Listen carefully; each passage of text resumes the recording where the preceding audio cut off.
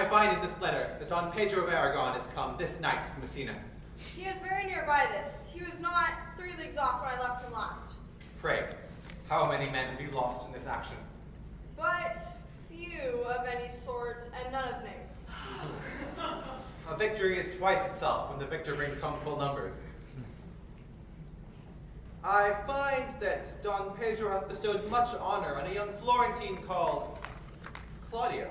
Much deserved on his part, and equally remembered by Don Pedro. He hath borne himself beyond promise of his age, doing that in the figure of a lamb, the feats of a lion. I pray you, is Senor Montanto returned from the wars? Or no? I know none of that name, lady. What is he you ask for, niece? My cousin means Senor Benedict of Padua. He is returned, and as pleasant as ever he was. I pray you, how many hath he killed and eaten in these wars? But how many hath he killed, for he promised to eat all of his killing? He hath done good service in these wars, lady. You have excellent victual, and he hath hope to eat it. He is a very valiant trencherman. He hath an excellent stomach. Faith, niece, you tax Signor Benedict too much, but he'll be meet with you, I doubt it not. And a good soldier too, lady. And a good soldier to a lady. But what is he to a lord? A lord to a lord, a man to a man, stuffed with all honorable virtues. And 'tis so indeed. He is no less than a stuffed man. But as for the stuffing, well, we are all mortal. You must not mistake my niece. There is a kind of merry war betwixt her and Signor Benedict. They never meet, but there's a skirmish of wits between them. Alas, he gets nothing by that. In our last conflict, 4 of his 5 wits went halting off, and now is the whole man governed with one. I pray you, who is his companion? He hath every month a new sworn brother. Is it possible? Very easily possible. He wears his faith, but as the fashion of his hat, ever changing with the next block. He is in the company of the most noble Claudio. He will hang upon him like a disease. Consider caught in the pestilence, and the taker runs presently mad. God help noble Claudio. He will run mad, niece. You will never run mad, niece. No, not till a hot January. Don Pedro has approached. Good Signor Leonato, have you come to meet your trouble? The fashion of the world is to avoid cost, and you encounter it. Never came trouble into my presence in the likeness of your grace. For trouble being gone, comfort should remain. But when you depart from me, sorrow abides, and happiness takes its leave. You embrace your charge too willingly. I think this is your daughter? Her mother hath many times told me so. Were you in doubt, sir, that you asked her? No, Signor Benedict, for then you were but a child. You have it fooled, Benedict. Truly, the lady fathers herself. Be happy, lady, for you are like an honorable father. If Signor Leonato be her father, then she would not have his head on her shoulders for all Messina, as like him as she is. I wonder that you will still be talking, Senor Benedict. Nobody likes you. What, my dear Lady Disdain? Are you yet living? Is it possible Disdain should die while she hath such meat food defeated as Senor Benedict?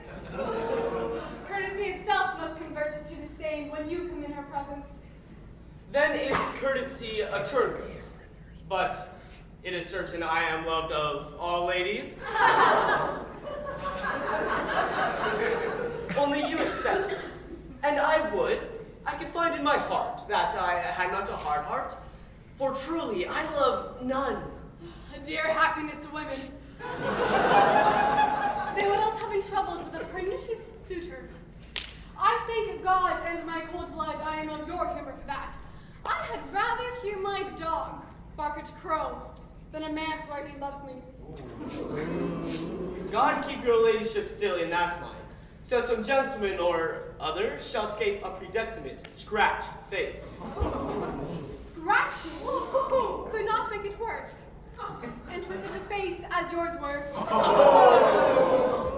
Well, you are a rare parrot, teacher. A bird of my tongue is better than a beast of yours. I would my horse have the speed of your tongue and so good a continuer, but keep your way. In God's name, I have done. You always end with the jade's trick. I know you of old. That is the sum of all, Leonato. Signor Claudio and Signor Benedict, my dear friend Leonato, hath invited you all. I tell him we shall stay at the least a month, and he heartily prays that some occasion may detain us longer. I dare swear he is no hypocrite, but prays from his heart. If you swear, my lord, you shall not be forsworn.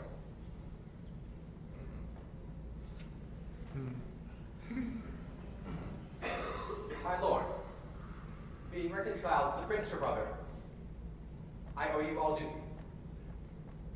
I thank you. I'm not of many words, but I thank you. Please, your grace, lead on. Your hand, Leonato. We will go together.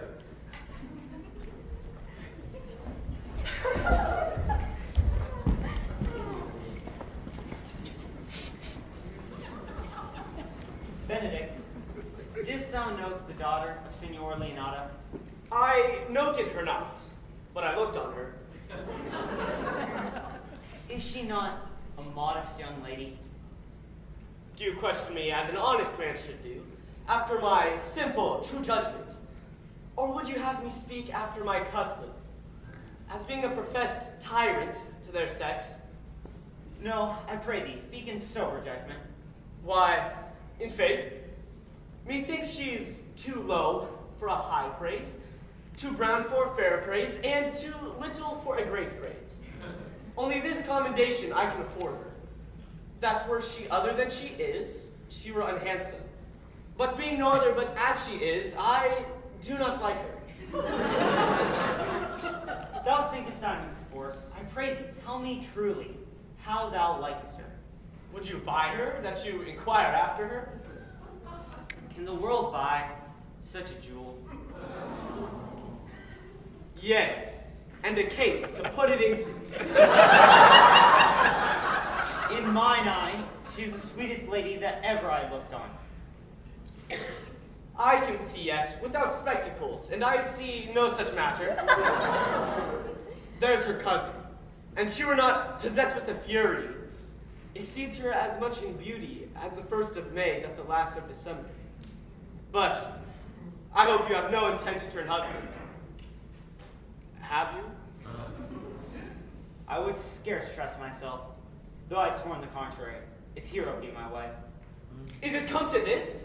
Shall I never see a bachelor of 80 again? Look, Don Pedro is returned to seek you. What secret hath held you here that you follow not to Leonato's? I would your grace would constrain me to tell. I charge thee on thy allegiance. You hear, Count Claudio. I can be secret as a dumb man. I would have you think so. But on my allegiance, mark you this, on my allegiance, he is in love. With who? Now that is your grace's part. With Hero, Leonato's daughter. If this were so, so were better. Like the old tale, my lord. It is not so, nor 'twas not so, but indeed, God forbid it should be so. If my passion change not shortly, God forbid it should be otherwise. Amen, if you love her, for the lady is very well worthy. You speak this to fetch me in, my lord. By my troth, I speak my thoughts. And in faith, my lord, I spoke mine. And by my 2 faiths and trust, my lord, I spoke mine. That I love her, I feel. That she is worthy, I know. That I neither feel how she should be loved, nor know that she is worthy, is the opinion that fire cannot melt out of me. I will dine it at the stake. Thou wast ever an obstinate heretic in the despite of beauty. And never can maintain his part but in the force of his will. That a woman conceived me, I thank her. That she brought me up, I likewise give her most humble thanks. But all women shall pardon me, because I will not do them the wrong to mistrust any. I will do myself the right to trust none. And the fine is, for the which I may go the finer, I will live a bachelor. I shall see thee ere I die. Look pale with love. With anger, sickness, or hunger, my lord, not with love. Prove that ever I lose more blood with love than I will get again with drinking. Pick out mine eyes, and hang me up with the sign for a blind Cupid. If thou dost fall from this faith, thou wilt prove a notable argument. If I do, hang me in a bottle like a cat and shoot at me.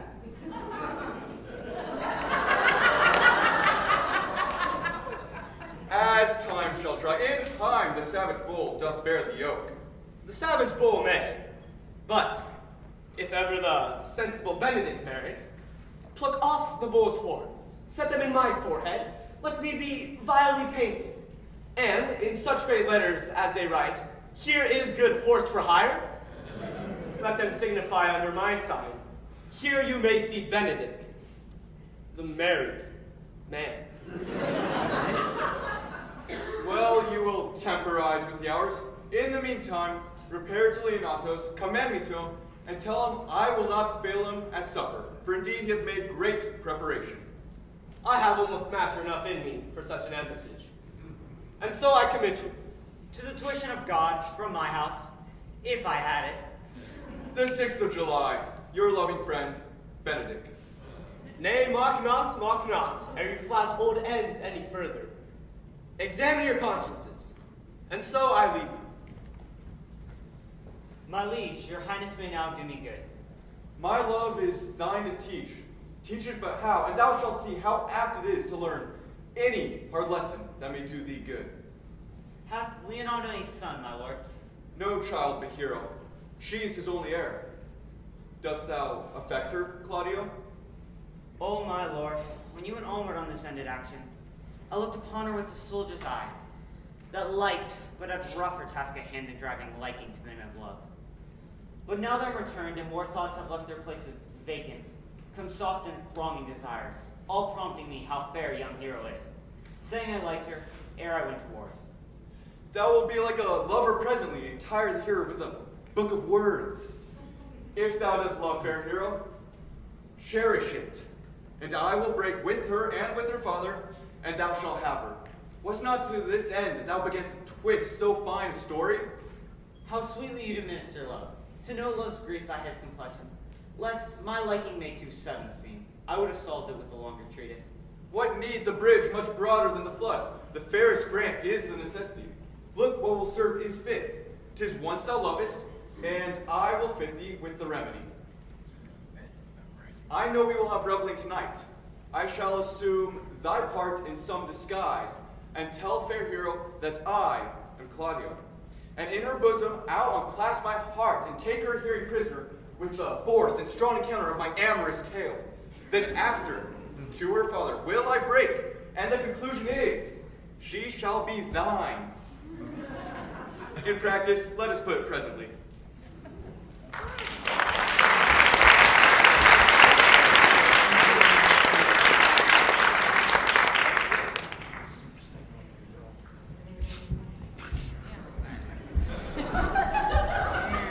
How, brother?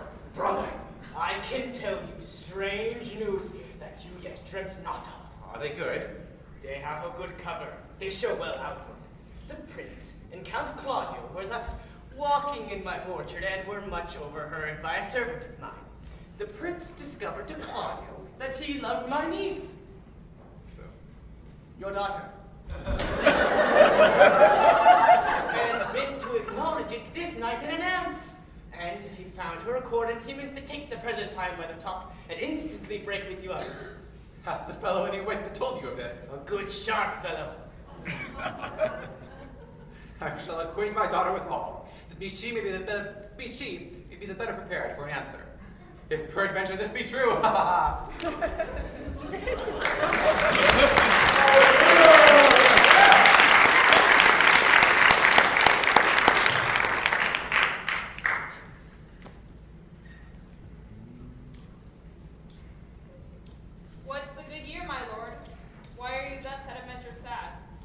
There's no measure in the occasion that breathes.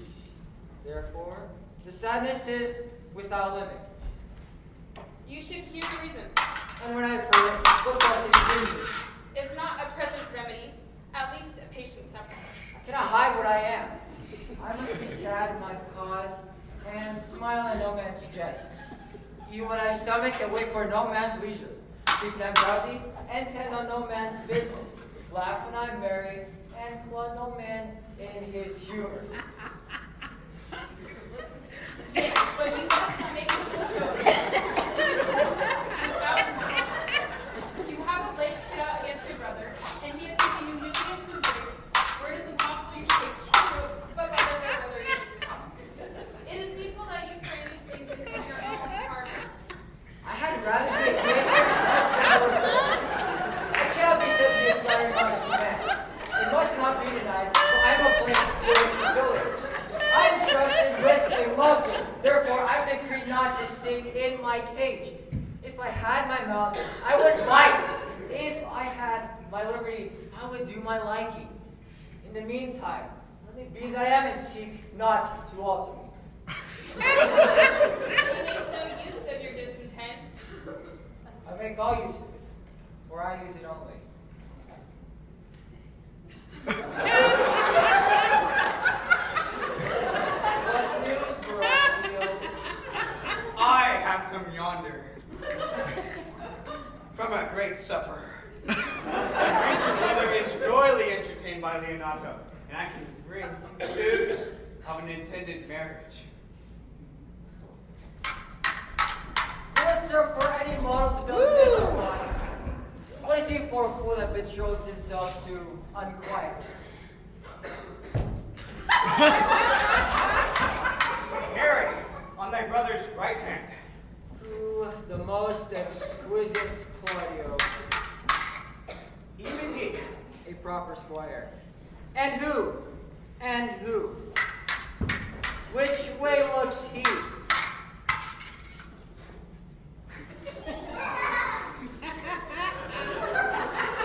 Mary, daughter and heir of Leonato, hero. A very forward march chick.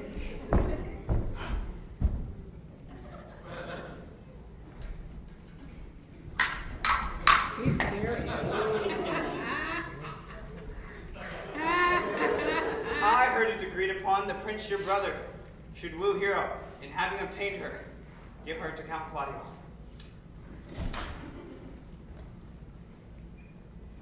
Come, let us thither. This may prove food to my displeasure. That young stardom hath all the glory of my overthrow. If I can cross him anyway, I bless myself every way. You both are sure and will assist me. To the death, my lord. Let us to the great song. Yeah. We will wait upon your lordship.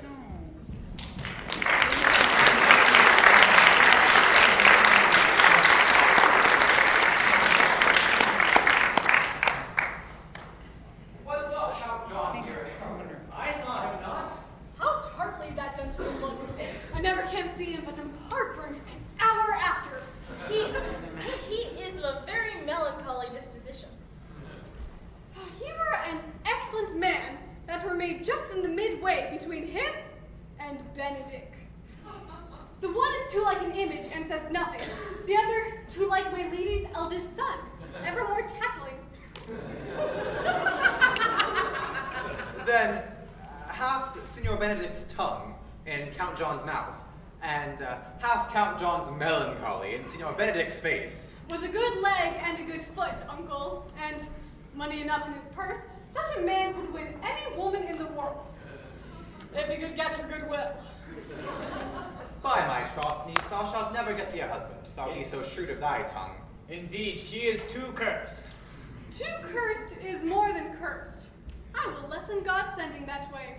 For it is said, God sends a cursed cow short horns, but to a cow too cursed, he sends none. So, by being too cursed, God shall send you no Horns? Just, if he sent me no husband, for the which blessing I am at him upon my knees every morning and evening. Oh, I could not endure a husband with a beard on his face. I'd rather lie in the woolen. You may light upon a husband that hath no beard. What should I do with him? Dress him in my apparel and make him my waiting gentlewoman?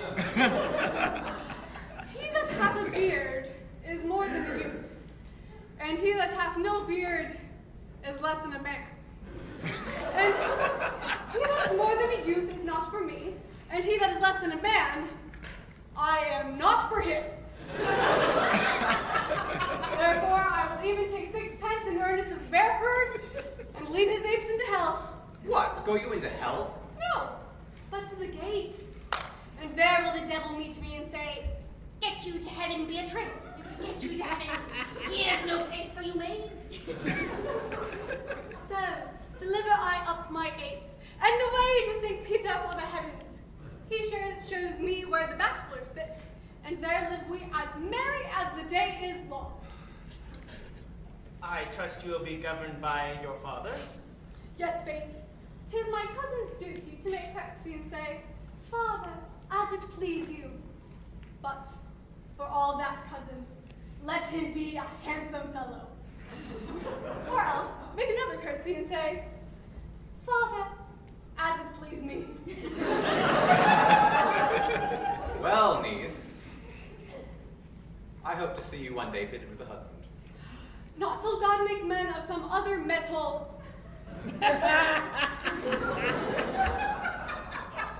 Would it not grieve a woman to be overmastered with a piece of valiant dust? To make an account of her life to a clod of wayward marl? No, uncle, I'll none. Adam's sons are my brethren, and truly I hold it a sin to match my kindred. Daughter, remember what I told you. If the prince do solicit you in that kind, you know your answer. The fault will be in the music. If the pace be too hasty, if the prince be too important, tell him there is measure in everything. And so, dance out the answer. Niece, you measure passing shrewdly. I have a good eye, uncle. I can see a church by daylight. Oh, brother, the revelers are entering.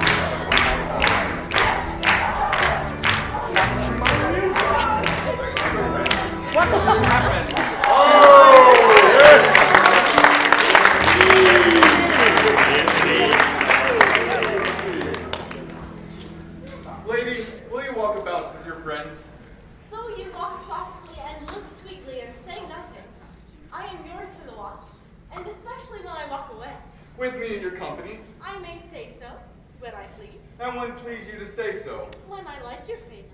For God defend, the loot should be like the case. My visor is Philemon's room.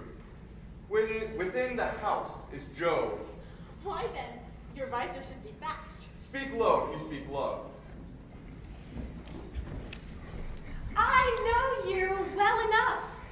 You are Signor Antonio. At your word, I am not. I know you by the waggling of your head.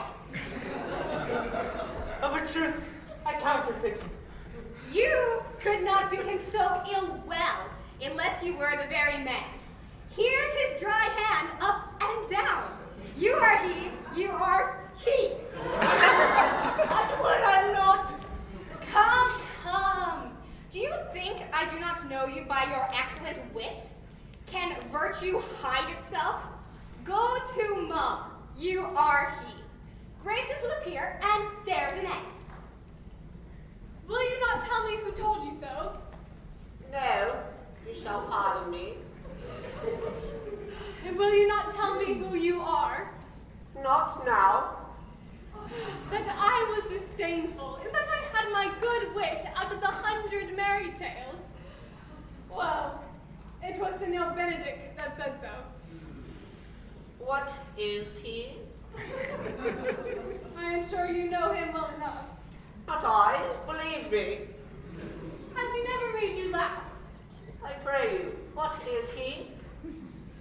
Why? He is the prince's jester. A very dull fool.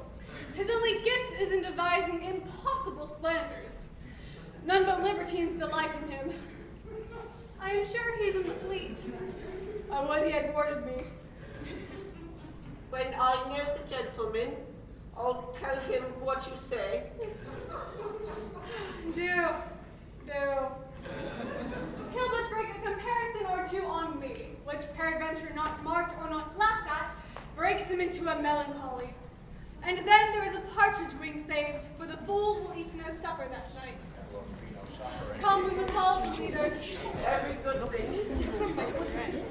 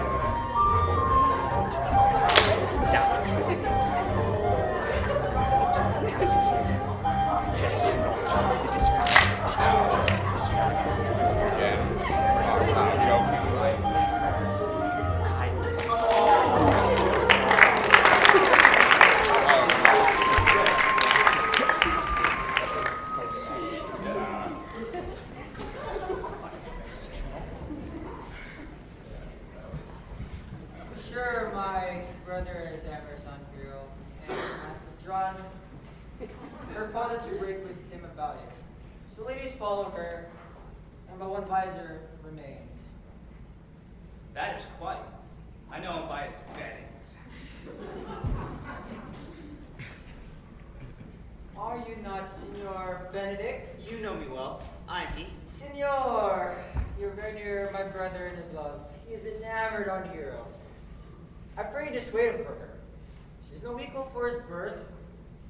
You may do the parts of an honest man in it. How know you he loves her?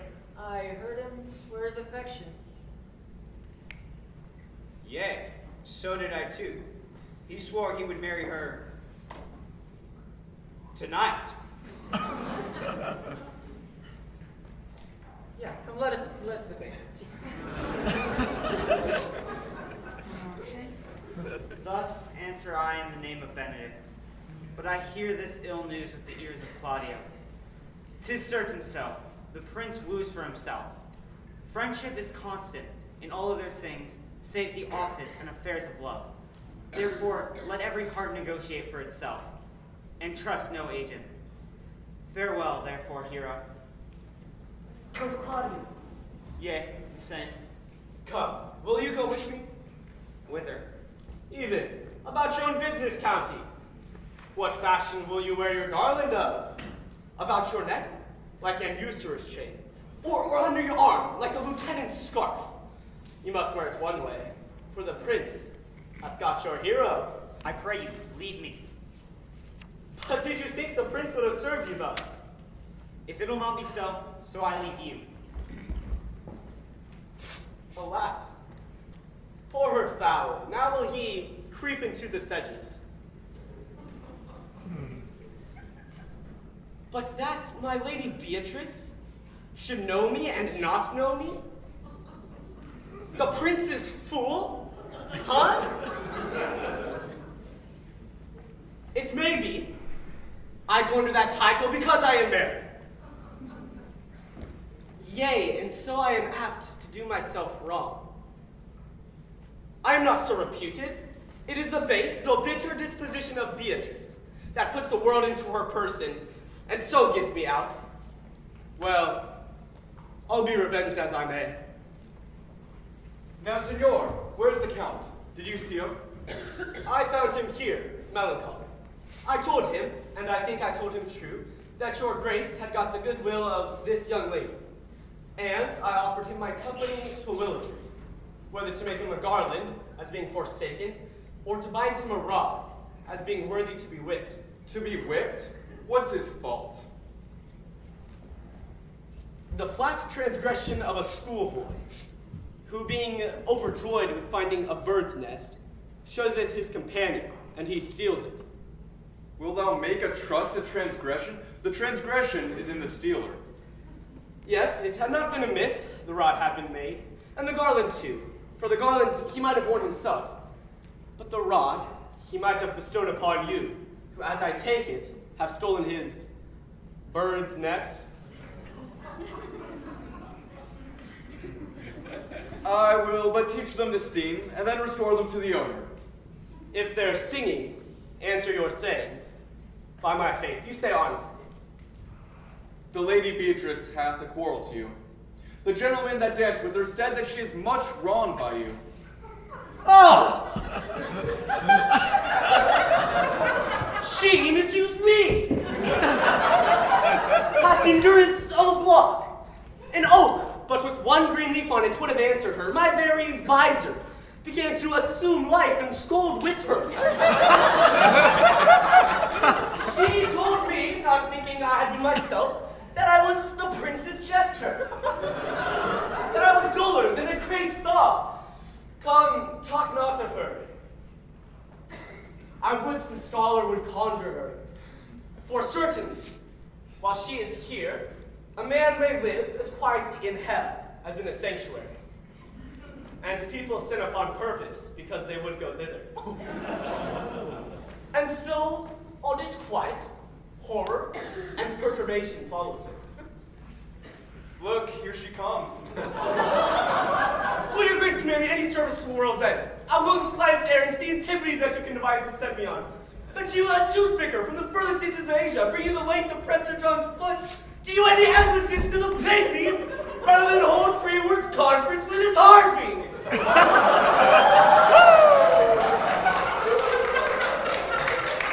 Precious look. You have no employment? None but to desire your good company. Sir? Here's a dish I love not. I cannot endure my lady tongue.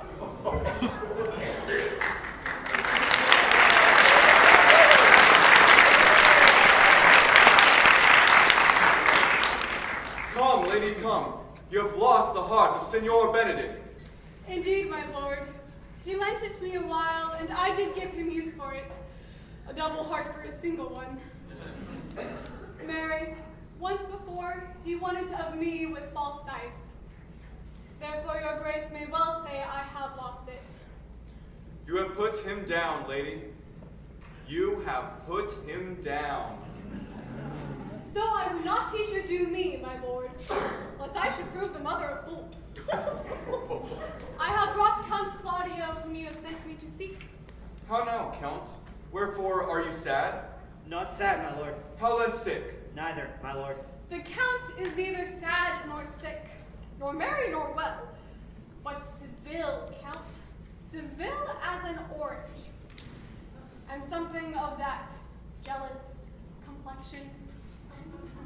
In faith, lady, I think your blazing to be true, though I'll be sworn, if he be so, his conceit is false.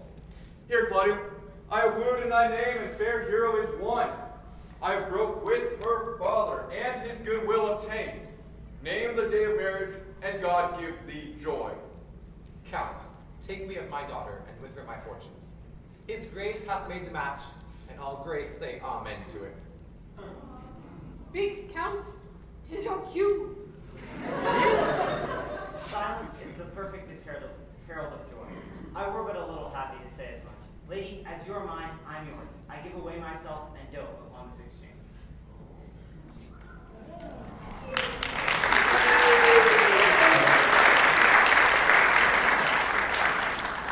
In faith, lady, you have a merry heart. Yea, I think it, poor fool. It keeps on the windy side of care. My cousin tells him in his ear that he is in her heart. And so she doth, cousin. Thus goes everyone to the world but I, and I may sit in a corner and cry, hey ho for a husband. Lady Beatrice, I will get you one. I'd rather have one of your father's getting. Hath your grace ne'er a brother like you? Your father got excellent husbands, if a man could come by them. Will you have me, lady? No. My lord. Unless I might have another for working days. Your grace is too costly to wear every day. But I beseech your grace, pardon me. I was born to speak all mirth and no matter. Your silence most offends me. But to be married best becomes you, for out of question, you were born in a merry hour. No, sure, my lord. My mother cried. But then there was a star danced, and under that was I born. Cousins, God give you joy. Niece, did you look to those things I told you of? I call you mercy, uncle, by your grace's pardon. By my troth, a pleasant-spirited lady. There is little of the melancholy element in her, my lord. She is never sad but when she sleeps, and hardly ever then. For my daughter has often heard tell that she hath dreamt of unhappiness and waked herself with laughing. She cannot endure to hear tell of a husband. By no means, my lord. She mocks all her wooers out of suit. She were an excellent wife for Benedict.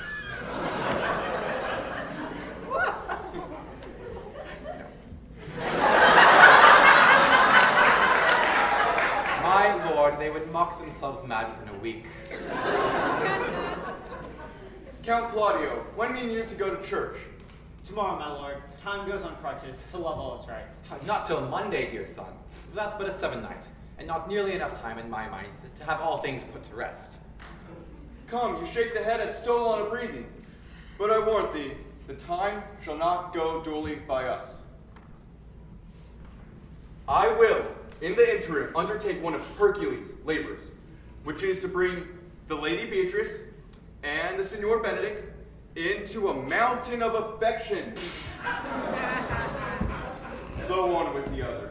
I would fain have it a match, and I doubt not but to fashion it, if you three will but minister such assistance as I give you direction. My lord, I am for you, though it costs me 10 nights' watchings. And I too, my lord.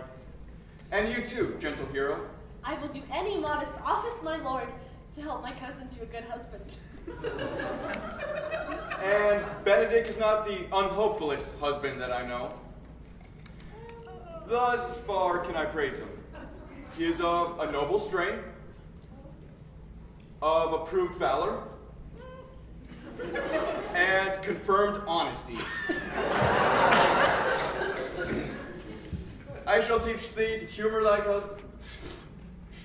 I shall teach thee to humor thy cousin, that she shall fall in love with Benedict, and I, with your two helps, shall so practice on Benedict that despite his quick wit and queasy stomach, he shall fall in love with Beatrice.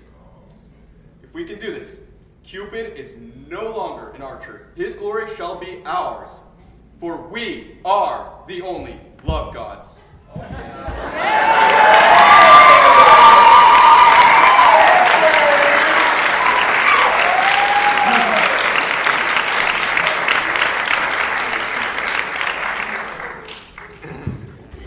Go in with me, and I will tell you my drift.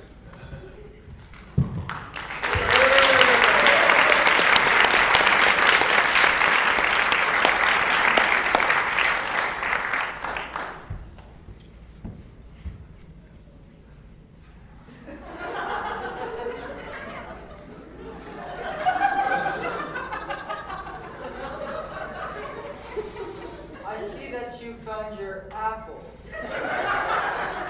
Yea, Leonato hath a good orchard.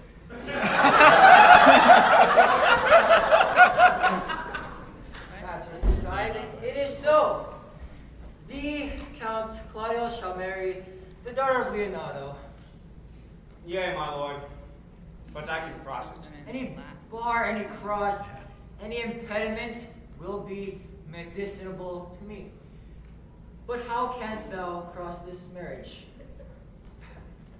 Not honestly, my lord, but so covertly no dishonesty shall be found in me. Show me briefly how. I think I am told your lordship how much I am in favor of Margaret, hero's waiting gentlewoman. I remember.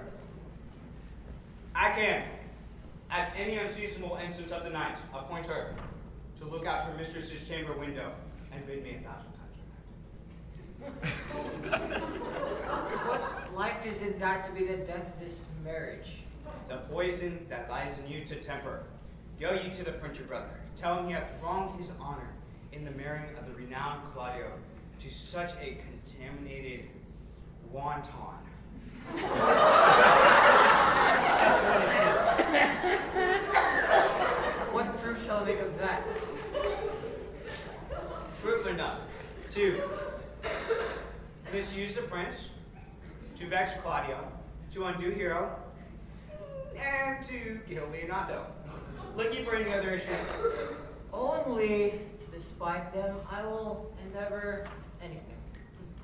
Go then, find me a meat tower to draw Don Pedro and Claudio alone. Tell them you know Hero loves me. Intend to condescend but to the Prince and Claudio, in love of your brother's honor, who hath made this match, in your friend's reputation, who is thus likely to be cozened with the semblance of a maiden. They will scarcely believe this without trial. Offer them instances which shall bear no less likelihood than to see me at her chamber window. Hear me call. Hero! They might return me, Horatio.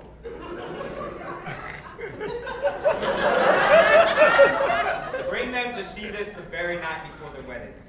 In the meantime, I will make sure of Hero's absence, and there shall appear such seeming truth of Hero's disloyalty, and all the preparations shall be overthrown.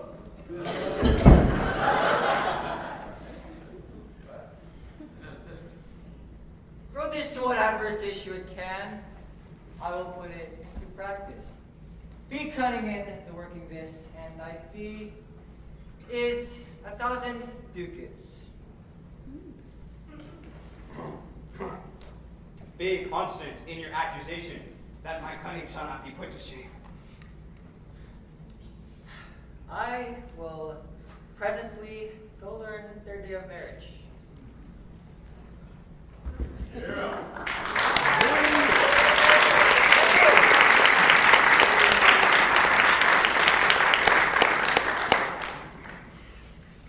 I do much wonder that one man, seeing how much another is a fool when he dedicates his behaviors to love, will, after he hath laughed at such shallow follies in others, become the argument of his own scorn by falling in love.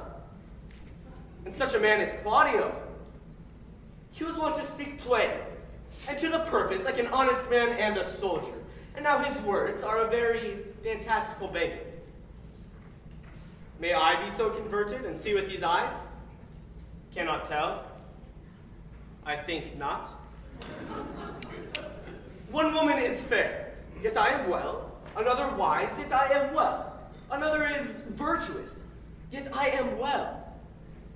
But till all graces be in one woman shall not come in my grace. Rich she shall be, that's certain. Wise, or I'll none. Virtuous, or I'll never cheapen her. Fair, or I'll never look on her. Mild, come not near me. Noble, or not I for an angel, of good discourse, an excellent musician, and her hair shall be of what color it please God. Ah, the prince and Monsieur Love. I will hide me in the arbor. How still the evening is, my lord. See you where Benedict has hid himself? Oh, very well, my lord. Leonardo, what was it that you told me of today? That your niece, Beatrice, was in love with Benedict? Oh, eh. Stalk on. The foul sense. I would have never thought that lady would have loved any man. Oh, no, nor I neither. But most wonderful that she should dote so on Signor Benedict, whom she hath in all outward behaviors seemed ever to abhor. Is it possible? Is this the wind in that corner? By my troth, my lord, I do not know what to think of it, but that she is possessed with an enraged affection. It is past the infinite of thought. Maybe she doth but counterfeit. Faith, like enough. Counterfeit, my lord. Oh, there was never a counterfeit of passion that came so near the life of passion as she discovers it. Why, what effects of passion shows she? Bait the hook up. This fish will bite. What effects, my lord? She will flick you. You heard my daughter tell you how. How, I pray you?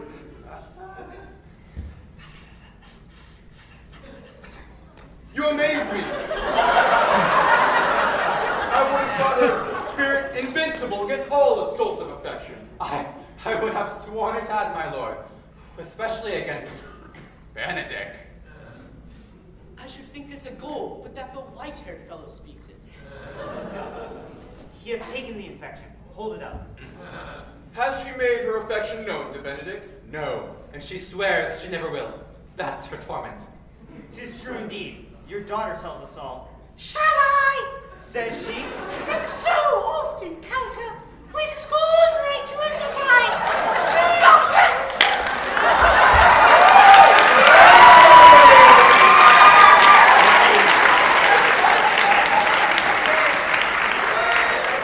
This says she when she's beginning to write to him. For she'll be up 20 times in the night, and there will she sit in her smock, till she hath a sheet of paper. It's very true. My daughter tells us all. Now you talk of a sheet of paper. I remember a pretty jest your daughter told us of. Oh, when she had read it and found Benedict and Beatrice between the sheets. That.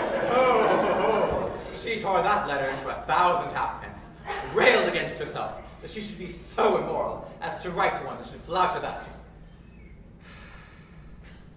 I measured him, says she, by my own spirit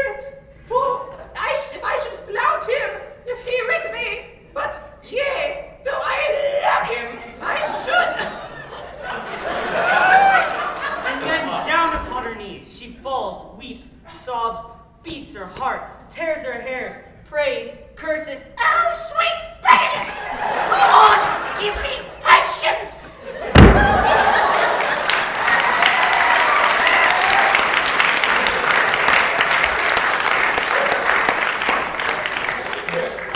She doth indeed, my daughter tells us all. And the ecstasy hath so much overborne her, that my daughter is sometimes afeared she will do a desperate outrage to herself. It is very true. It were good that Benedict knew of it by some other, if she will not discover it. To what end? He will make but a sport of it and torment the poor lady worse. And he should, it were an alms to hate him. She's an excellent, sweet lady, and out of all suspicion, she is virtuous. And exceeding wise. In everything but in loving Benedict. I would she had bestowed this dotage on me. I would have doffed all the respects and made her half myself. I pray you, tell Benedict of it and hear what he will say. Word's good, think you? Hero says, surely she will die, for she says she will die if you love her not. And she will die if you woo her. Rather, she will not bate one breath of her accustomed crossness. She doth well. If she should make tender of her love, 'tis very possible he'll scorn it. For the man, as you know all, hath a contemptible spirit. He is a proper man. He hath indeed a good outward happiness. To God, and in my mind, exceeding wise. He doth indeed show some sparks that are like wit. Well, I am sorry for your niece. Shall we go seek Benedict and tell him of her love? Never tell him, my lord. Let her wear it out with good counsel. Oh, nay, that's impossible. She'll wear out her heart first. Well, we will hear further of it by your daughter. Let it cool the while. I love Benedict well, and I could wish he would modestly examine himself to see how unworthy he is so good a lady.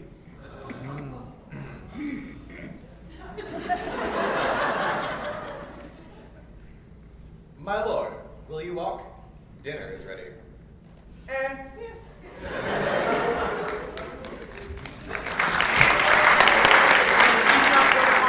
I will never again trust my expectation. let the same net be spread for her that must your daughter and her gentlewoman carry. The sport will be when they hold one an opinion of another dotage, and no such matter. That's the scene that I would see. Let us send her to call him into dinner.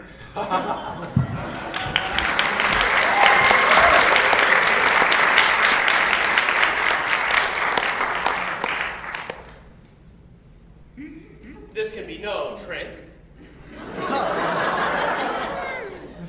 The conference was sadly born. They have the truth of this from Hero. They seem to pity the lady. It seems her affections have their full bent. Love me? Why? I hear how I am censured. They say I will bear myself proudly if I perceive the love come from her. They say, too, that she will rather die than give any sign of affection. I did never think to marry. I must not seem proud. Happy are they that hear their detractions and can put them to mending. They say the lady is fair. 'Tis a truth. I can bear them witness. And virtuous. 'Tis so. I cannot reprove it. And wise but for loving me. By my troth, it is no addition to her wit, nor no great argument of her folly. For I will be horribly in love with her.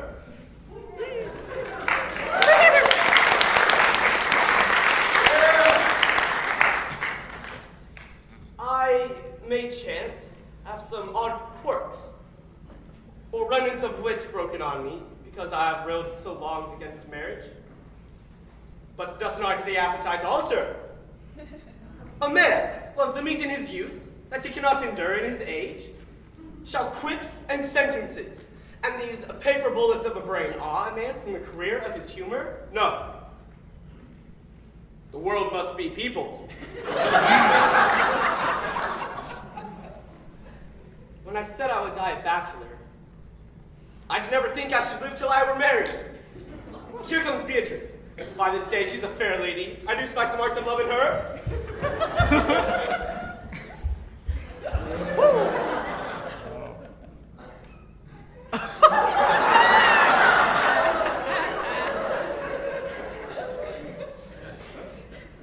Against my will, I am sent to bid you come in to dinner.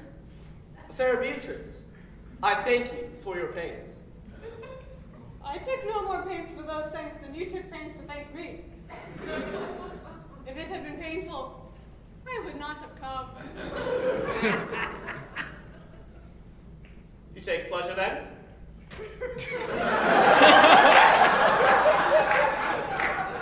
In the message. Yea, just so much as you may take upon a knife's point. You have no stomach, senor? Fare you well.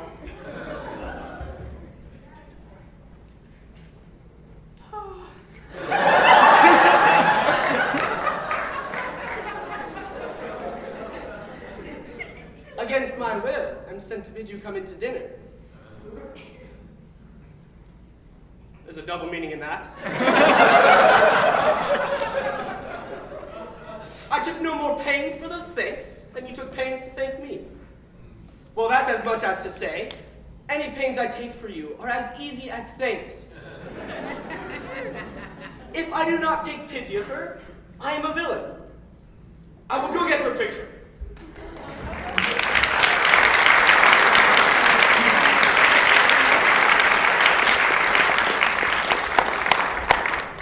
Good Margaret, run me to the parlor. There shalt thou find my cousin Beatrice. Whisper her ear, and tell her I and Ursula walk in the orchard, and our whole discourse is all of her. Say that thou overheardst us, and bid her steal into the plated bower. Yes, there will she hide her, to listen our propose. This is thy office. Fare thee well in it, and leave us alone. Oh, I will make her come. I warrant you. Presently. Now, Ursula, when Beatrice doth come, as we do trace this alley up and down, our talk must only be of Benedict. When I do name him, let it be thy part to praise him more than ever man did merit. My talk to thee must be how Benedict is sick in love with Beatrice. Of this matter is little Cupid's crafty arrow that only wounds my hearsay. Now begin, for look, where Beatrice like a lapwing runs close by the ground to hear our conference. The pleasantest angling is to see the fish cut with her golden oars the silver stream, and greedily devour the treacherous bait. So angle we for Beatrice, who even now is couched in the woodbine coverture. Fear you not my part of the dialogue. Then go be near her, that her ear lose nothing of the false sweet bait that we lay for it. No, truly, Ursula, she is too disdainful. I know her spirits are as coy and wild as haggards of the rock. But are you sure that Benedict loves Beatrice so entirely? So says the prince, and my new trusted lord. And did they bid you tell her of it, madam? They did entreat me to acquaint her of it, but I persuaded them, if they loved Benedict, to wish him wrestle with affection, and never to let Beatrice know of it. Why did you so? Doth not the gentleman deserve as full as fortunate a bed as ever Beatrice shall couch upon? Oh, God of love, I know he doth deserve as much as may be yielded to a man. But nature never framed a woman's heart of prouder stuff than that of Beatrice. Disdain and scorn ride sparkling in her eyes, misprizing what they look on, and her wit values itself so highly that to her all matter else seems weak. She cannot love. She is so self-endearing. Sure, I think so. And therefore, certainly, it were not good she knew his love, lest she make sport at it. Why, you speak truth. I never yet saw a man how wise, how noble, young, how rarely featured, but she would spell him backward. If fair-faced, she would swear the gentleman should be her sister. If black, why nature drawing of an antic made a foul blot. If speaking, why a vein blown with all winds. If silent, why a block. Done. So turned she every man the wrong side out, and never gives to truth and virtue that which simpleness and merit purchaseth. Sure. Such carping is not commendable. No, not to be so odd, and from all fashions as Beatrice's cannot be commendable. But who dare tell her so? If I should speak, she would mock me into air. Oh, she would laugh me out of myself, press me to death with wit. Therefore, let Benedict, like covered fire, consume away in sighs, waste inwardly. It were a better death than die with mocks, which is as bad as die with tickling.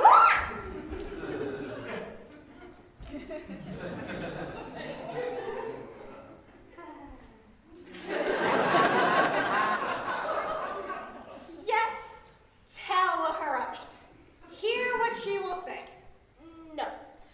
Rather, I will go to Benedict and counsel him to fight against his passion.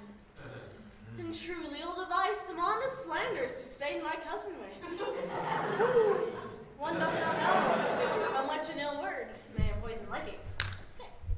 Oh, do not do your cousin such a wrong.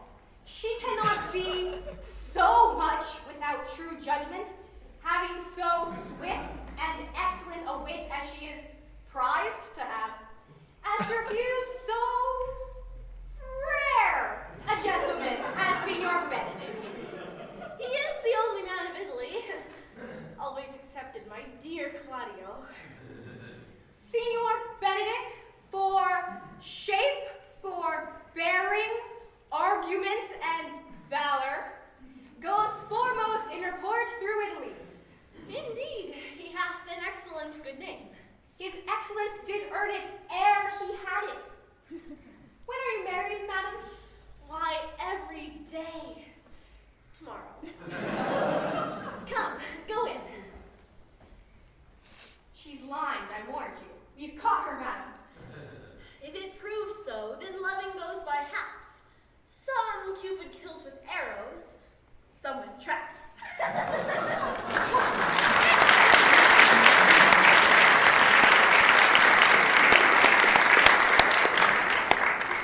What fire is in mine ears? Can this be true? Stand I condemned for pride and scorn so much? Contempt? Farewell. And maiden pride, adieu. No glory lives behind the backs of such. And Benedict, love on. I will requite thee, taming my wild heart to thy loving hand. If thou dost love, my kindness shall incite thee to bind our loves up in a holy band. For others say thou dost deserve, and I believe it, better than reportingly.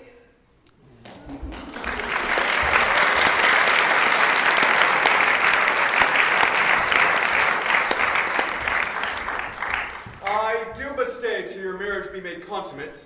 Then go I toward Aragon. I'll bring you thither, my lord. Nay, I will be bold with Benedict for his company. For from the crown of his head to the sole of his foot, he is all mirth. He hath twice or thrice cut Cupid's bowstring, and the little hangman dare not shoot at him.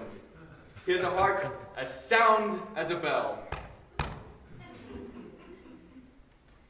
Gallants, I am not as I have been. So say I. Methinks you are sadder. I hope he be in love. Hang him, truant.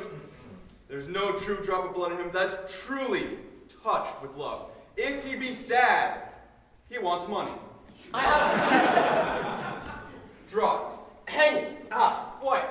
Sigh for the toothache? Well, everyone can master a grief, but he that has it. Yet say I, he is in love. If he be not in love with some woman, there is no believing old signs. The greatest note of it is his melancholy. And when was he to want to wash his face? Yea, or to paint himself. Conclude, he is in love. Nay, but I know who loves him. That would I know too. I warrant one that knows him not. Yes, and in his ill conditions, and in despite of all, dies for him. Yet is this no charm for the toothache? Old senor, walk aside with me. I have studied 8 or 9 wise words to speak to you, which these hobby horses must not hear.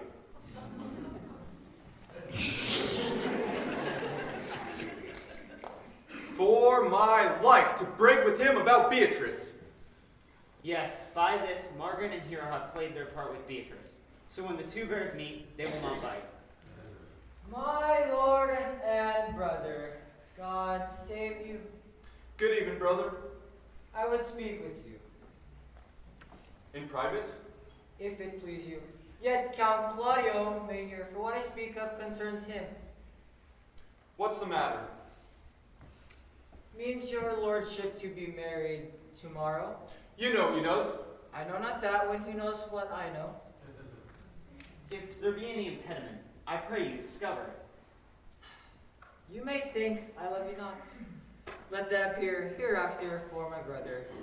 I think he holds you well, and hath hoped to effect your ensuing marriage. Surely suit ill spent and labor ill bestowed. Why, what's the matter? I came hither to tell you, and circumstances shorten, for she has been too long a talking of. The lady is disloyal. Who? Hero? Even she. Leonardo's hero, your hero, every man's hero. Disloyal? The word is too good to paint out her wickedness. I could say she were worse. Think you have a worse title, and I'll fit her to it. Wonder not till further warns. Go but with me tonight, and you shall see her chamber window entered, even the night before her wedding day. If you love her then, tomorrow wed her. But it would better fit your honor to change your mind. May this be so? I would not think it. I will disparage her no farther till you are my witnesses. If you not trust that you see, confess not that you know. I will show you enough, and when you have heard more and seen more, proceed accordingly. If I see anything tonight why I should not wed her, tomorrow, in the congregation where I should marry her, I will shame her. And as I wooed for thee to obtain her, so will I join with thee to disgrace her. Bear it coldly but till midnight, and let the issue show itself. O day untowardly turned! O mischief strangely thwarting! Oh, plague right, well prevented. So will you say when you have seen the sequel.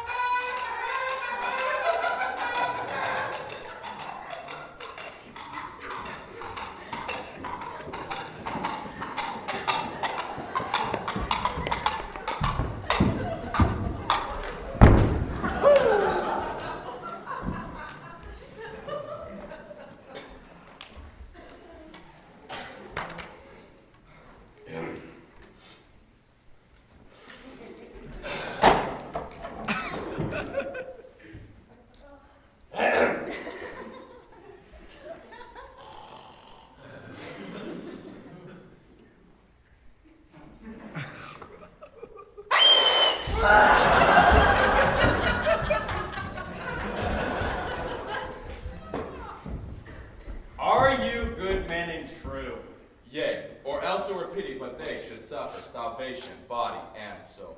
Nay, that were a punishment too good for them. If they had any allegiance in them being chosen for the prince's watch. Well, give them their charge, neighbor Dogberry. First, who think you the most disartless man to be constable? Hugh O'Kegs, sir, or George Sequel, for he can write and read. Come hither, neighbor Sequel. God hath blessed you with a good name. To be a well-favored man is the gift of fortune, but to write and read, that comes by nature. You have! I knew it would be your answer. Well, for your favor, sir, why give God thanks and make no boast of it. And as for your writing and reading, may that appear only when there was no need for such vanity. You are thought here to be the most senseless and fit man for constable of the watch, therefore, bear you the lantern.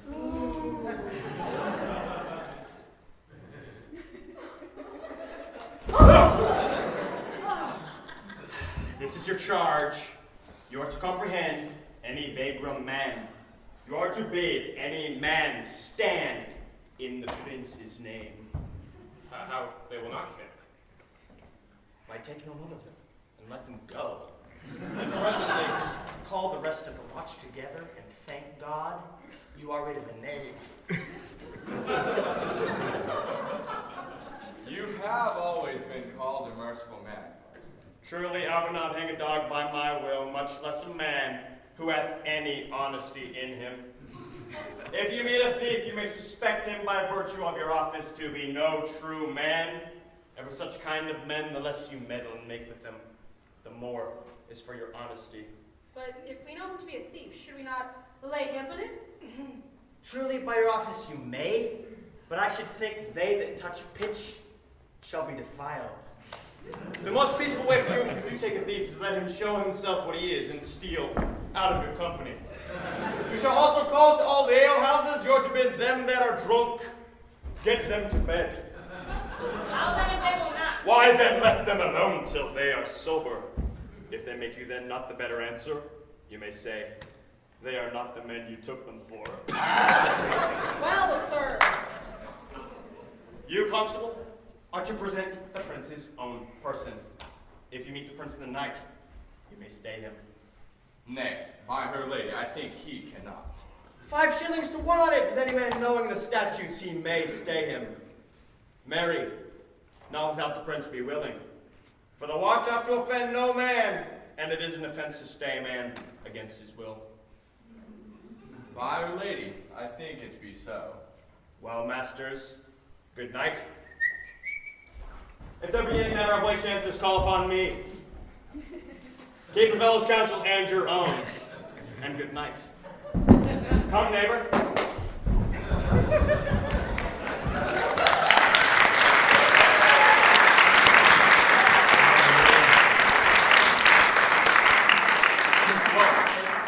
We hear our charge.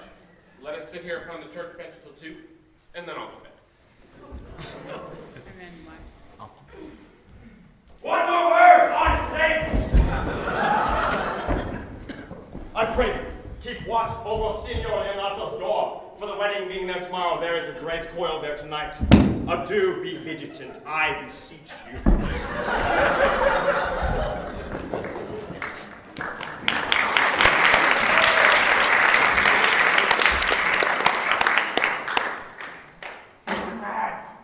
Peace. Stir not. Conrad! How many apples he goes through. Here, man. I am at the elbow. Mass, and my elbow itch. I thought a scab would follow. I will owe thee an answer for that. And now, forward with that tale. Stand thee close unto this penthouse. Pour drizzles much rain. And I will, like a true glutton, utter all to thee. Some treason, masters. Yet, stand. Know that I have tonight earned from Don John 1,000 ducats, Is it possible that any villainy should be so dear? Thou shouldst rather ask if any villainy should be so rich. For when rich villains make need of poor ones make what price they will. Ow! Didst thou hear somebody? No, 'twas the vein on the house. Know that I have tonight wooed Margaret. Hero's waiting gentlewoman, in the name of Hero. She leans out her mistress's chamber window and bids me 1,000 times good night. I tell this tale vilely, but first I must tell thee how. The prince, Claudio, Don John, my master, first planted, placed, and possessed by my master Don John, saw far off in the orchard this amiable encounter. And thought that Margaret was Hero? 2 of them did, the prince and Claudio. But the devil, my master, knew she was Margaret. Partly by his oaths which first possessed them, partly by the super dark night which did deceive them, but chiefly by my villainy. Away went Claudio, enraged, and swore he would meet Hero the following morning in the temple, and before the whole congregation, shame her with what he saw the night before, and send her home without a husband again. We charge you in the prince's name's name. Call us the right master constable. We have here discovered the most dangerous piece of letter ever known in common law. Masters. Never speak. We charge you. Let us obey you to go with us. Come, we are like to show a good commodity being taken up by these men's bills. A commodity in question, I'll warrant you. Come, we'll obey you.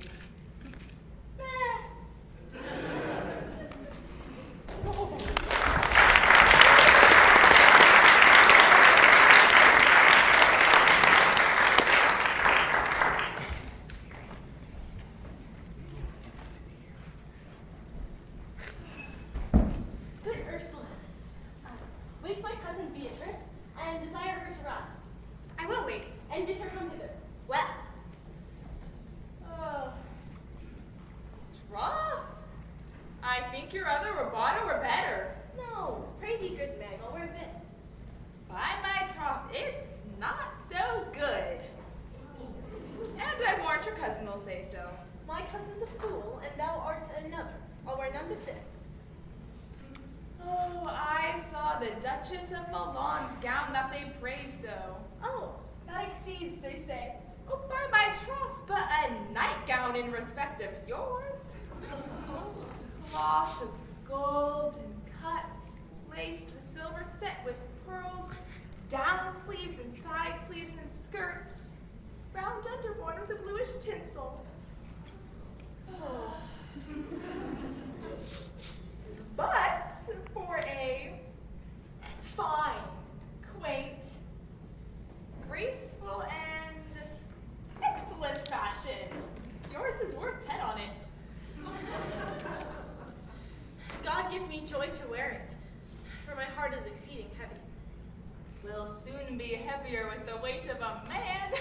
On thee! Art not ashamed. Of what, lady? Of speaking honorably? Is not marriage honorable to beggar? Is not your lord honorable without marriage? I think you would have me sing, saving your reverence a husband. If bad thinking do not rest, true speaking I'll offend nobody. Is there any harm in the heavier for a husband? None, I think, so long as the right husband and the right wife. Otherwise 'tis light and is not heavy. Oh, ask my lady Beatrice else. Here she comes. Good morrow, cuz. Good morrow, sweet hero. Why, how now? Do you speak in the sick tune? I am out of all other tune, methinks. 'Tis almost 5 o'clock, cousin. 'Tis time we were ready. By my troth, I am exceeding ill. Hey-ho. For a hawk, a horse, or a husband. For the lecher that begins them all.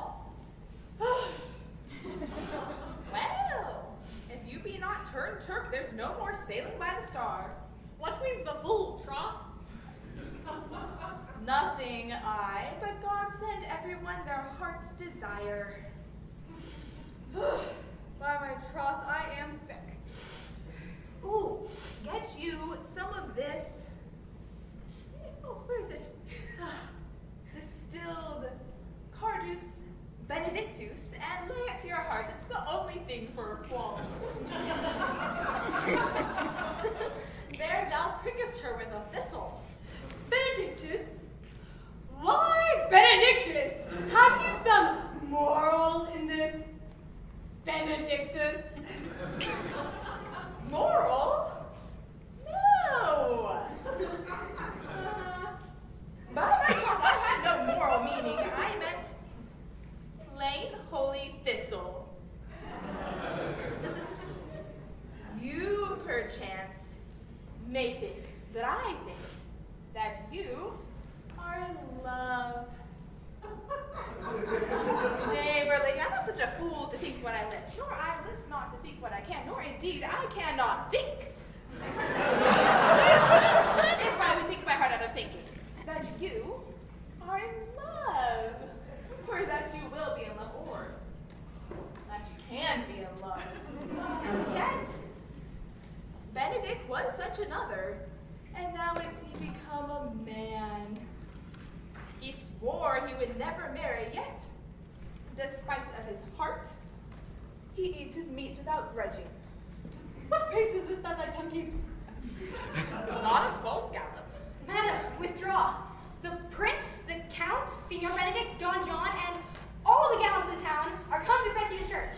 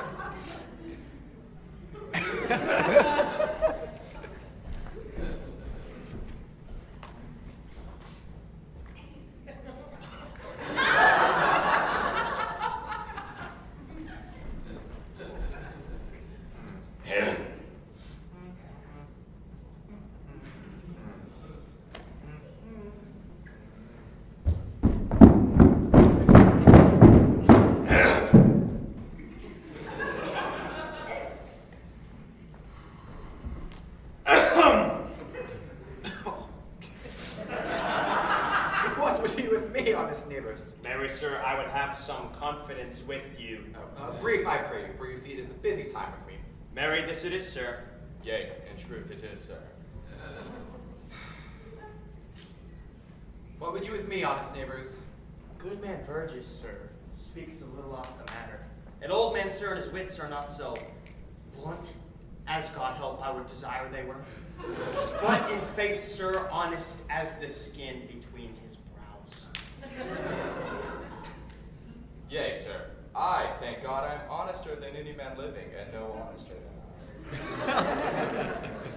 Comparisons are odorous.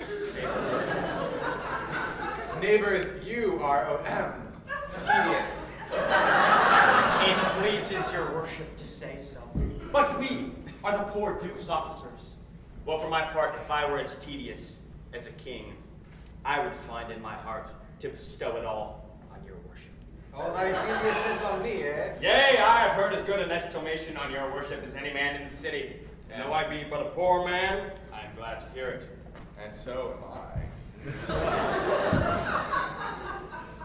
Neighbors, I would fain know what you have to say.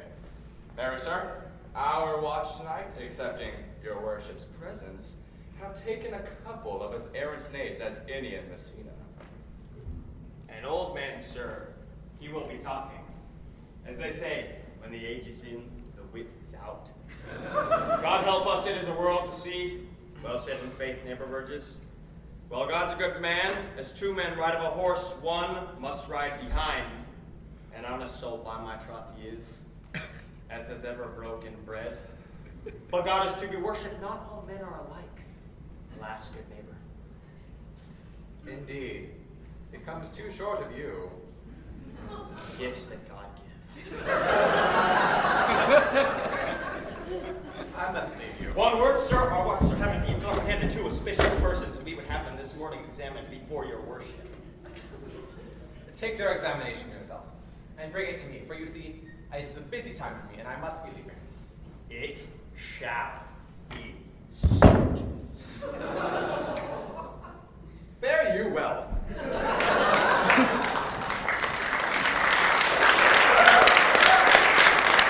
Go, good partner, go. Get you to Frances Seacole. Bid her bring her pen and inkhorn to the jail. We are now to examination these men. And we must do it wisely.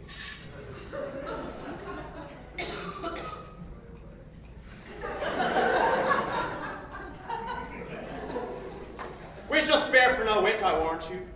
Only get the learned writer to set down our excommunication and meet me at the jail.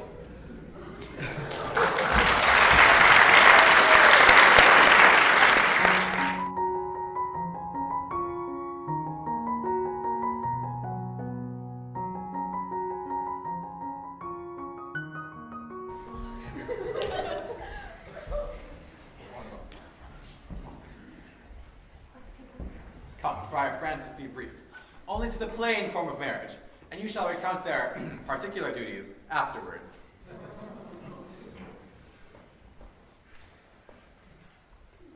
Count, do you come hither to marry this lady? No. To be married to her. Friar, you come to marry them. Lady, do you come hither to be married to this count? I do. If either of you know any inward impediment that should prevent you from being conjoined, I charge you on your souls to utter it. Know you any, hero? None, my lord. Know you any, count? I dare make his answer. None. Oh, what men dare do, oh, what men may do, oh, what men daily do, not knowing what they do. Stand ye by, friar. Father, by your leave, will you with free and unconstrained soul give me this maid, your daughter? As freely, son, as the day God gave her me. And what have I to give you back, whose worth may counterpoise this rich and precious gift? Nothing, unless you render her again. Sweet prince, you learn me noble thankfulness. There, Leonardo! Take her back! Give not this rotten orange to her friend. She is but a sign and semblance of her honor. Wouldn't all you that see her swear that she was a maid by these exterior shows? But she is none. Her blush is guiltiness, not modesty. What do you mean, my lord? Not to be married, not to knit my soul to an approved wanton. Dear my lord, if you in your own proof have vanquished the resistance of her youth and made sport of her virginity. I know what you would say. If I had known her, she would embrace me as a husband. No, Leonardo, I never tempted her with a word too large, but as a brother to a sister, showed bashful sincerity and comely love. And seemed I ever otherwise to you? Out on thee, seeming! You seem to me as chaste as a bud ere it be blown, but you are more intemperate in your blood than Venus, or the pampered animals that rage in savage sensuality. Is my lord well that he doth speak so wide? Sweet prince, why speak not you? What should I speak?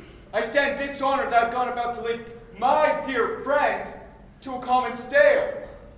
Are these things spoken, or do I but dream? Sir, these things are spoken, and they are true. True! Leonardo, stand I here? Is this the prince? Is this the prince's brother? Is this face heroes? Are our eyes our own? All this is so, but what of it, my lord? Let me move but one question to your daughter, and by that fatherly and kindly power you have in her, bid her answer truly. I charge thee do so, as thou art my child.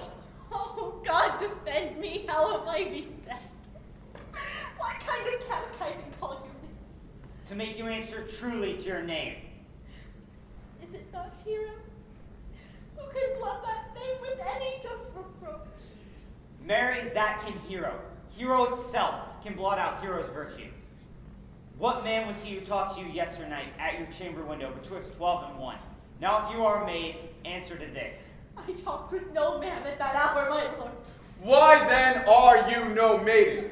Leonardo, I am sorry you must hear. Upon my honor, myself, my brother, and this grieved count did see her here at that hour last night talk with the ruffian at her chamber window, who hath indeed, most like a liberal villain, confessed the vile encounters they have had 1,000 times in secret. Fie, they are not to be named, my lord, not to be spoken. There's not chastity enough in language without offense to utter them. Thus, pretty lady, I'm sorry for thy much disgovernment.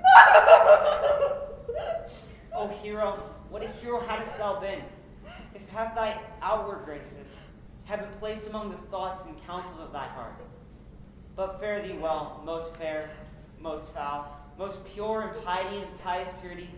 For thee I lock up all the gates of love, and on my eyelids shall conjectures hang, turning all beauty into thoughts of harm, and never again shall they be more gracious. Hath no man's dagger here a point for me? Oh no, hero! Wherefore sink you down? Come, let us go. These things come thus to light. Smother her spirits up. How doth the lady? Dead, I think. Hero! Hero! O fate, take not away thy heavy hand. Death is the fairest cover for her shame that could be wished for. Oh no, cousin Hero! Have comfort, lady. Doth she look up? Wherefore should she not? Wherefore? Why, doth not every earthly thing cry shame upon her? Can she here deny the story that is printed in her blood? Do not live, hero. Do not ope thy eyes. For thought I thou shouldst not quickly die. Thought I thy spirits were stronger than thy shames. Myself would die. But mine I loved. Mine I praised. Mine that I was proud upon. Mine so much that I myself was not mine own. Valuing her. Why, she is fallen into a pit of ink, which the wide sea hath drops too few to wash her clean again, and salt too little, that may give savor to her foul, tainted flesh. Sir, be patient. For my parts, I am so tired and wonder, I know not what to say. Oh, and my soul, my cousin is belied! Lady, were you her bedfellow last night? No, truly not. Although until last night, I have this 12-month been her bedfellow. Confirmed. Why, that is stronger made, which was before barred up ribs of iron. With the two princes lie, and Claudio lie, he that loved her so, speaking foulness, washed with his tears. Hence away from her, let her die. Hear me a little, for I've only been silent so long, and have given way to this course of fortune. By the noting of the lady, I have marked the blushing of 1,000 apparitions to start in her face, 1,000 innocent shames. An angel whiteness beat away those blushes, and in her eye hath appeared a flame to burn those errors the princes hold against her maiden truth.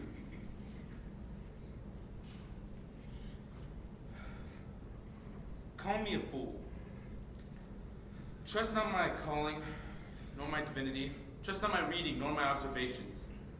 But if the lady lie not guiltless here, under some biting error, Friar, it cannot be. She not denies it. Why seekst thou to cover with excuse that which appears proper nakedness? Who is the man you are accused?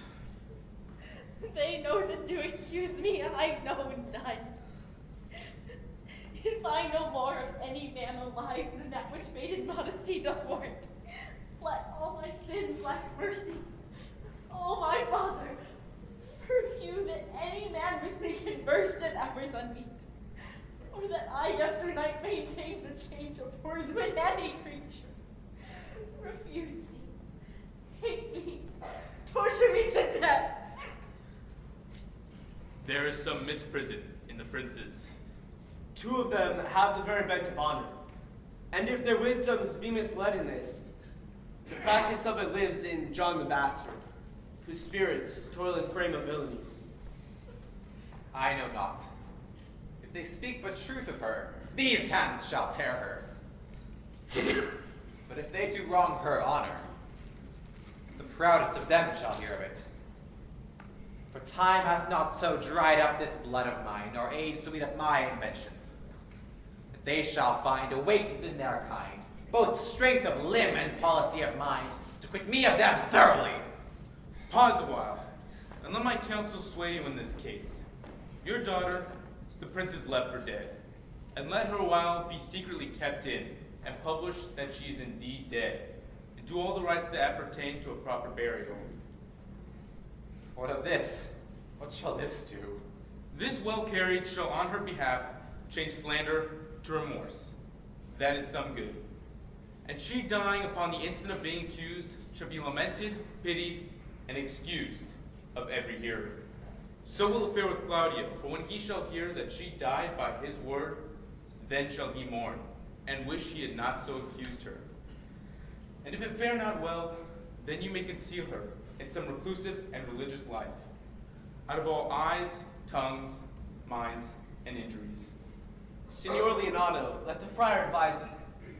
And though you know my inwardness and love is very much unto the Prince and Claudio, yet by mine honor I will deal in this as secretly and justly as your soul should with your body.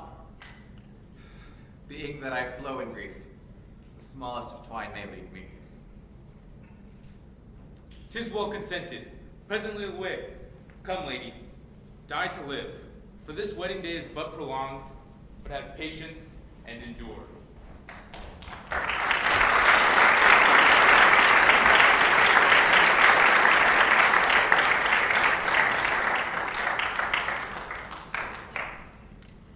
Lady Beatrice, have you wept all this while? Yea, and I will weep a while longer. I will not desire that. You have no reason. I do it freely. Surely I do believe your fair cousin is wronged. Ah, how much might the man deserve of me that would right her? Is there any way to show such friendship? A very even way, but no such friend. May a man do it? It is a man's office, but not yours. I do love nothing in the world so well as you. It's not that strange. As strange as the thing I know not. It were possible for me to say I loved nothing so well as you. But believe me not. And yet I lie not. I confess nothing. No, I deny nothing. I'm sorry for my cousin. By my sword, Beatrice, thou lovest me. Do not swear by it and eat it. I will swear that you love me, and I will make him eat it. That says, I love not you. Will you not eat your word? With no sauce that can be devised to it. I protest, I love thee. Why then, God forgive me. What offense, sweet Beatrice? You have stayed me in a happy hour. I was about to protest. I loved you. And do it with all thy heart. I love you with so much of my heart that none is left to protest. Come, bid me do anything for thee. Kill Claudio. Not for the wide world.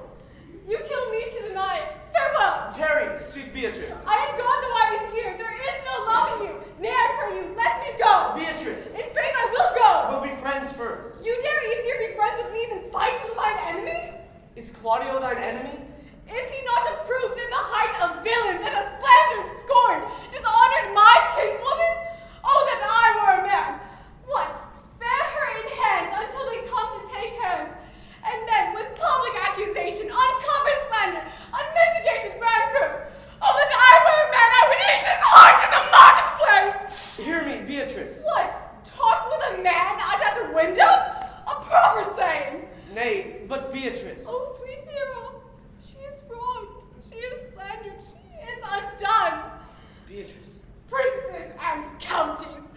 Surely a princely testimony, a goodly count confect, a sweet gallant surely.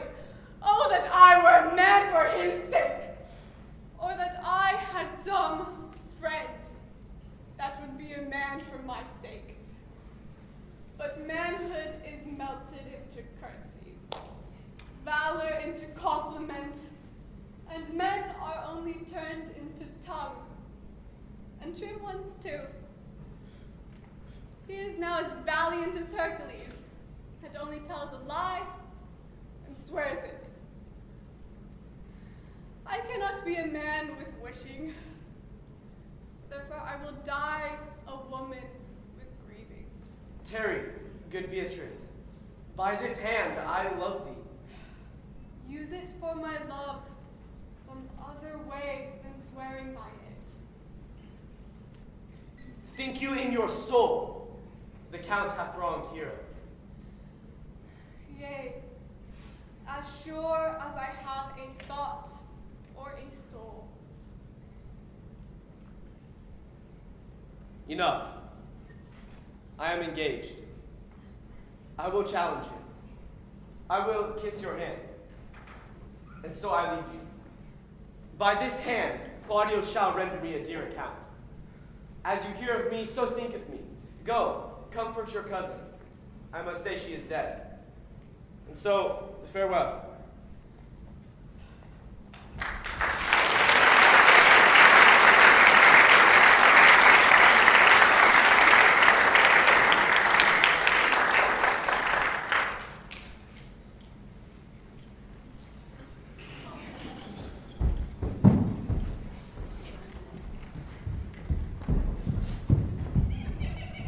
Is our whole assembly appeared? Between malefactors. Mary, that am I and my partner.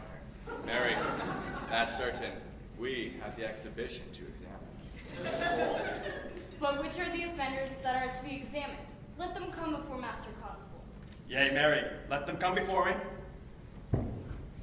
What is your name, friend? Horatio.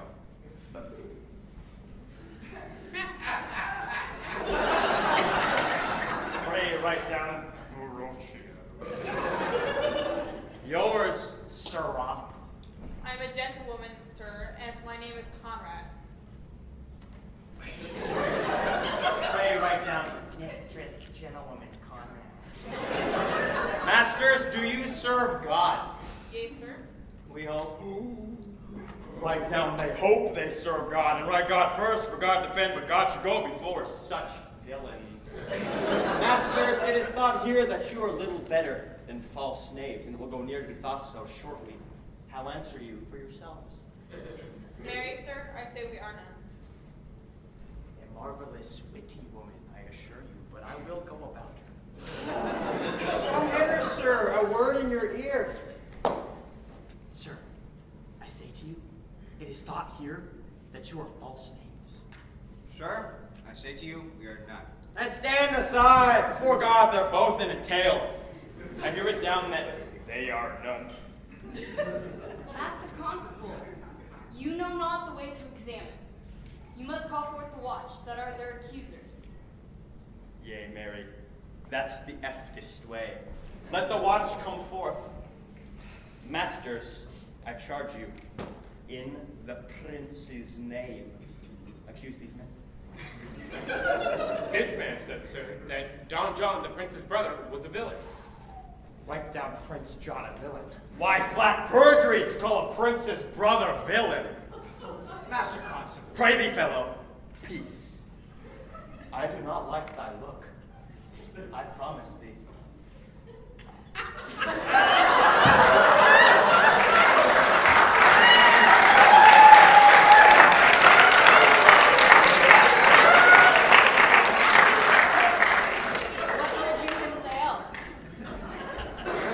He hath received 1,000 ducats of Don John to accuse the lady hero wrongfully. Flat burglary as ever was committed. Yea, by mass, that it is. What else, fellow? And that Claudio did mean by his words to disgrace Hero before the whole assembly, and not Oh, villain, thou wilt be condemned. condemned into everlasting redemption for this. What else? This is all. And this is more, masters, than you can deny. Prince John is this morning secretly stolen away. Hero was in this manner accused, in this very manner refused, and upon the grief of this, suddenly died.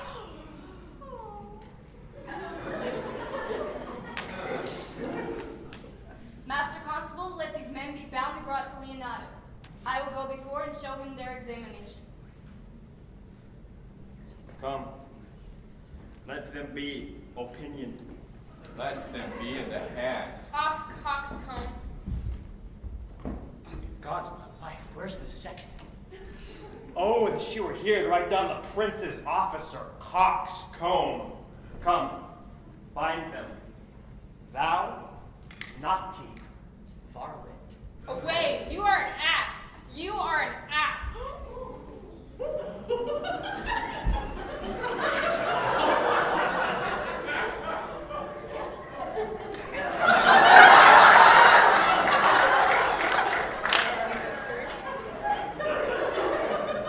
Dost thou not suspect my place? Dost thou not suspect my ears? Oh, that she were here to write me down an ass! No, masters, though it be not written down, forget not that I am an ass! No, thou villain, thou art full of piety, and it shall be proved by my good witness. I am a wise fellow, and what's more, an officer, and what's more, as pretty a piece of flesh as ever went through. And one that knows the law go to, and a rich fellow enough go to, and a fellow that hath had losses, and hath 2 gowns, and everything handsome about him. Bring them away. Oh, that I had been right down the ass.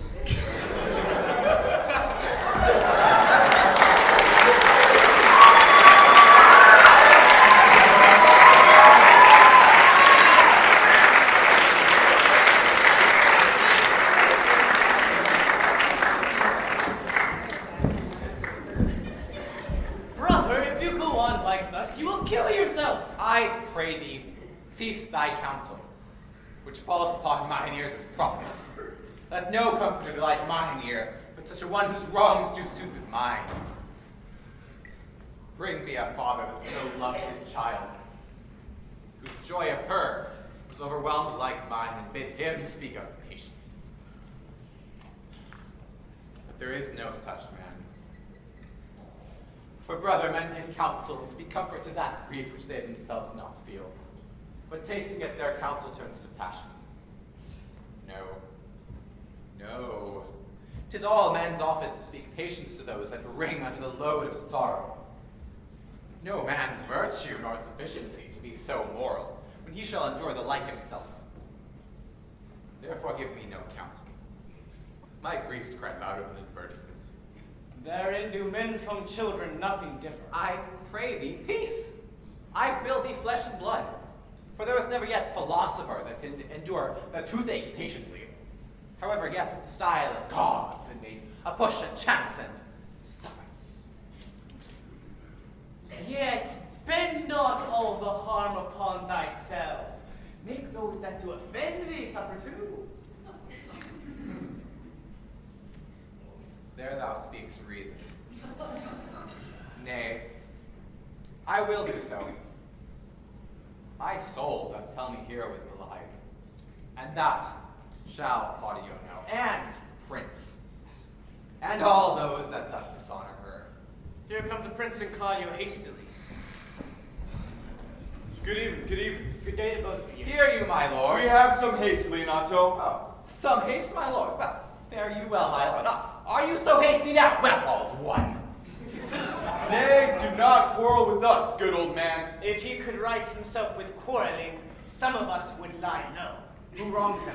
Mary, thou dost wrong me. Thou, dissembler, thou. Nay, never lay thy hand upon thy sword. I fear thee not. Ha ha. Very, beshrew my hand if it should give your age such cause to fear. In faith, my hand meant nothing to my sword. Oh, tush, man, never fleer and jest at me. I speak not as a dotard nor a fool, as under privilege of age to brag what I have done, being young, or what I would do were I not old. No, Claudio, thou hast so wronged mine innocent child and me, that I am forced to lay my reverence by, and with gray hairs do challenge thee to trial of a man. I say thou hast belied mine innocent daughter.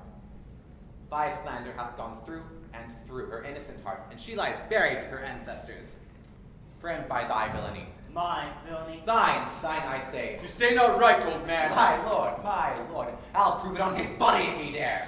Despite his nice fence, his active practice, his May of youth, and his bloom of lustihood. Away! I will not have to do with you. Oh, canst thou so doth me? Thou hast killed my child, boy. Thou shalt kill me, thou shalt kill a man. He shall kill Dulus, and then indeed. But that's no matter. Let him kill one first. Come, boy. Come, sir, boy, come follow me. God, your mother Anthony! And she's dead. Slandered to death by villains. No, brother. Apes, jacks, brother. mixers! Gentlemen both, my heart is sorry for your daughter's death, but upon my honor, she was charged with nothing but what was true and very full of proof. My lord. I will not hear you. No. Come, brother, away. I will be heard. And shall, or some of us will smart friends.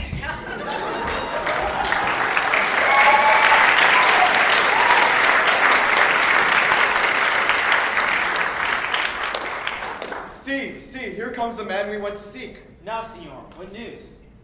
Good day, my lord. Welcome, senor. You are almost come to part almost a fray. We'd like to have our two noses snapped off by two old men without teeth. Leonardo and his brother, what thinkest thou? In a false quarrel, there is no true valor. I came to seek you both. We have been up and down to seek thee, for we are in high proof melancholy, and fain have it beaten away. Wilt thou use thy wit? It is in my scabbard. Shall I draw it? Dost thou wear thy wit at thy side? As I am honest man, he looks pale. Art thou sick or angry? What courage, man! Thou care hast killed a cat. Thou hast mettle enough in thee to kill care. Sir, I shall meet your wit in the career, and you charge it against me. I pray you, choose another subject. Nay, then give him another staff. This last was broke cross. By this light, he changes more and more. I think he be angry indeed. Shall I speak a word in your ear? God bless me from a challenge. You are a villain. I jest not. I will make it good how you dare, with what you dare, and when you dare. Do me right, or I will protest your cowardice. You have killed a sweet lady, and her death shall fall heavy on you. Let me hear from you. Well, I will meet you, so I may have good cheer. What? A feast? A feast? In faith, I thank him. He hath bid me to a calf's head and a capon, the which I do carve most curiously. Say my knife's not. Shall I not find a woodcock too? Sir, your wit ambles well. It goes easily. I shall tell thee how Beatrice praised thy wit the other day. I said, thou hast a fine wit. True, said she, a fine little one. No, said I, a great one. Right, said she, a great gross one. Nay, said I, he hath the tons. That I believe, said she, for he swore thing to me Monday night, which she forswore Tuesday morning. There's a double ton. There's 2 tons. Thus did she an hour together transshape thy particular virtues. Yet at last with a sigh, she concluded, thou wast the properest man in Italy. For which she wept heartily and said she cared not. Yea, that she did. But yet, for all that, and if she did not hate him deadly, she would love him dearly. The old man's daughter told us all. All, and moreover, God saw him when he was hid in the garden. But when shall we set the savage bull horns on the sensible Benedict's head? Yea, and the text underneath, here dwells Benedict, the married man. Fare you well, boy. You know my mind. I will leave you now to your gossip like humor. You break jests, as braggarts do their blades, which God be thanked hurt not. My lord, for your many courtesies, I thank you. I must discontinue your company. Your brother the bastard is fled from Messina. You have among you killed a sweet and innocent lady. For my lord Blackbeard there, he and I shall meet. Until then, peace be with him.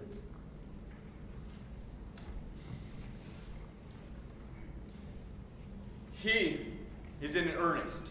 In most profound earnest, and will warrant you for the love of Beatrice. And hath challenged thee. Most sincerely. What a pretty thing man is when he goes in his doublet and hose and leaves off his wit. But soft you, let me be. Pluck out my heart and be sad. Did he not say my brother is fled? Come now, sir, justice cannot tame you. She shall bear away more reasons in her balance. And if he a cursing hypocrite, one thing you must be looked to. How now? 2 of my brother's men? Baraccio 1? Hearken after their offense. Officers, what offense have these men done? Marry, sir, they have committed false report. Moreover, they have spoken untruths. Secondarily, they are slanderers. Sixth and lastly, they have belied a lady. Thirdly, they have verified unjust things. And to conclude, they are lying knaves.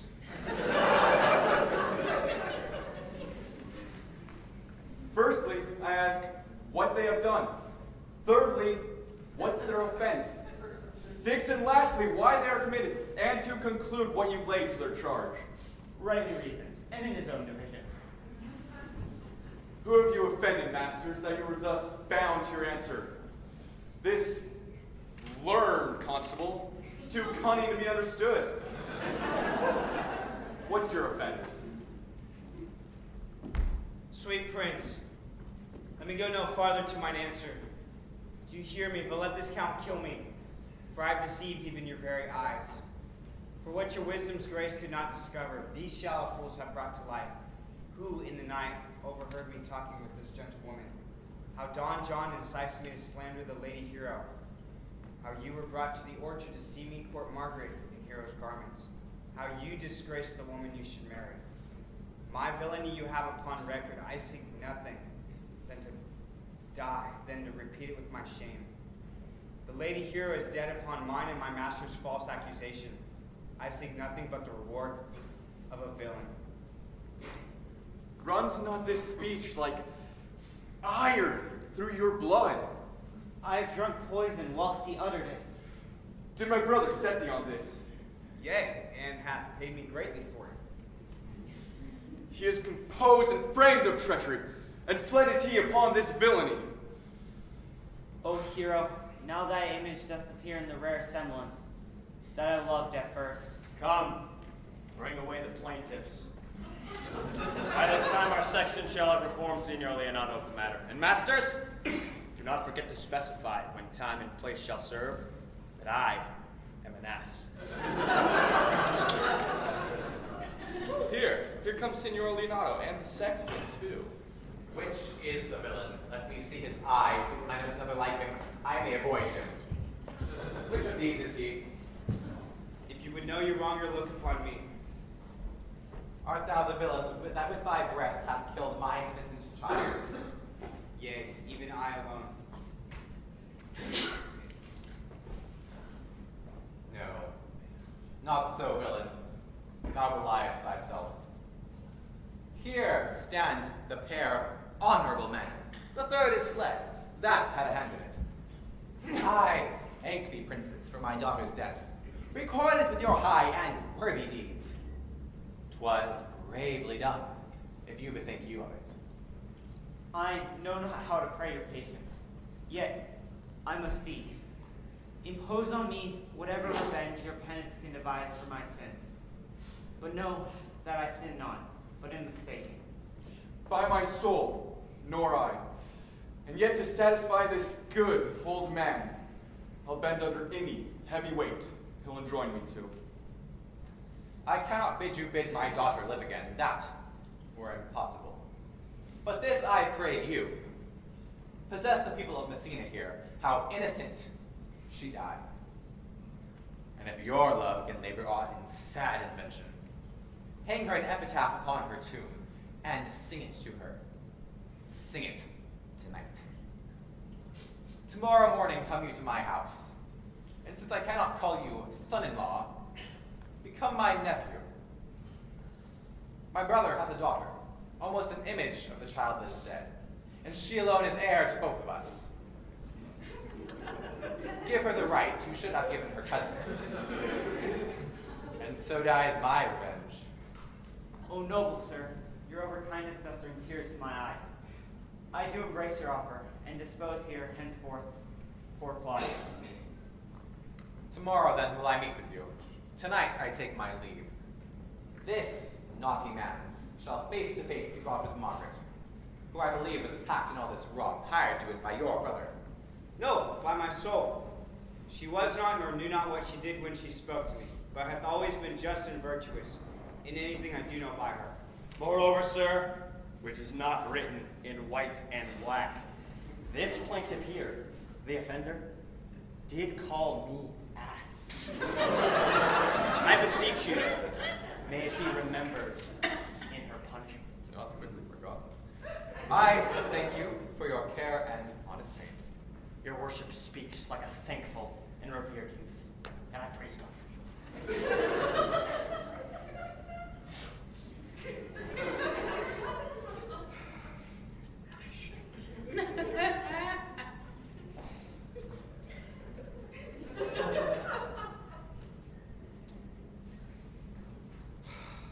Oh, God save the foundation.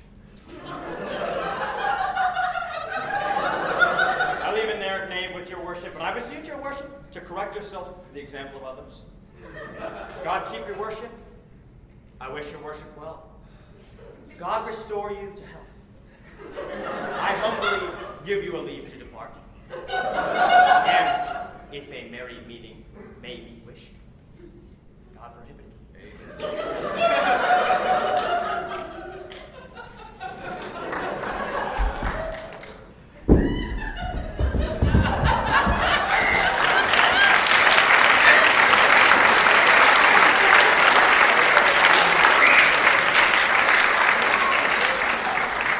Until tomorrow morning, lords, farewell.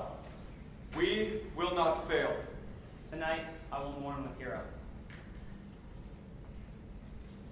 Bring you this fellow on. We'll talk with Margaret how her acquaintance grew with this lewd fellow.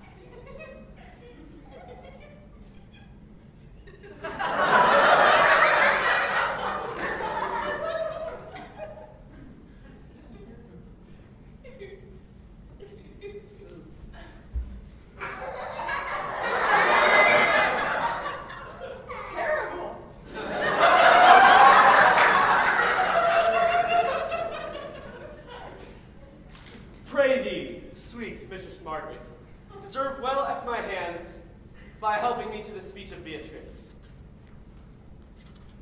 Will you then write me a sonnet in praise of my beauty? In high style, Margaret. And so I pray thee, call Beatrice. Give her mine, burn yours. I will get Beatrice.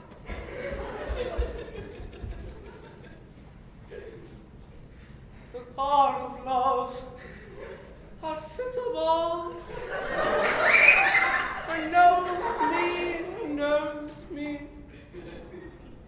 pitiful I deserve. I mean in singing, but in loving, Leander, Troilus, and a whole book full of these carpetmongers were never so truly turned over and over as my poor self in love. Mary, I cannot show it in rhyme. I have tried. I can find out no rhyme to lady, but to baby. An innocent rhyme. For scorn, horn, a hard rhyme. And for school, fool. A babbling rhyme, very ominous endings. No, I was not born under rhyming planets, nor I cannot woo in festival terms. Sweet Beatrice, wouldst thou come when I called thee? Yea, Signor, and depart when you bid me.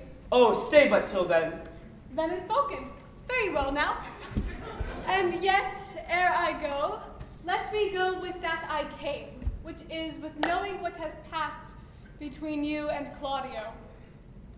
Only foul words, and thereupon I will kiss thee. Foul words is but foul wind, and foul wind is but foul breath, and foul breath is noisome.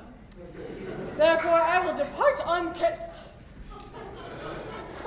Thou hast frighted the word out of his right sense, so forcible is thy wit. But I must tell thee plainly, Claudio undergoes my challenge, and either I must shortly hear from him, or I will subscribe him a coward.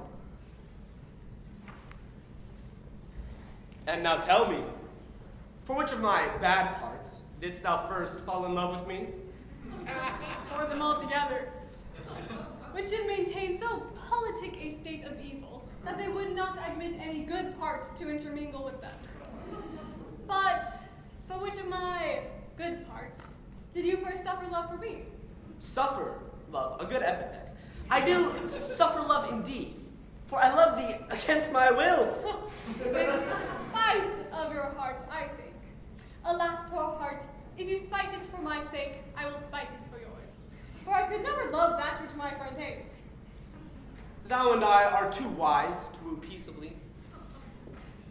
And now tell me, how doth your cousin? Very ill. And how do you? Very ill too. Serve God, love me, and bend. And there I leave you too. Forget one of things. Madam, you must come to your uncle. It is proved my lady Hero has been falsely accused. The prince and Claudio mightily abused, and Don John is the author of all, who is fled and gone. You will come presently. Will you go hear this news, Signor? I will live in thy heart, die in thy lap, and be buried in thy eyes, and moreover, I will go with thee to thy uncle's.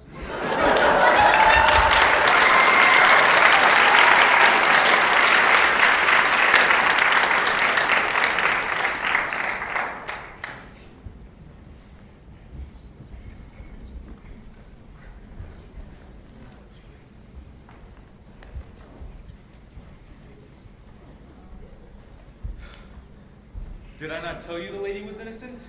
So are the prince and Claudio, who accused her upon the air which you heard debated. But Margaret was in some fault for this, although against her will, as it appears in the true course of all the question. Well, I'm glad all things sort so well. And so am I, being else by faith and forced to call young Claudio to reckoning for it. Well.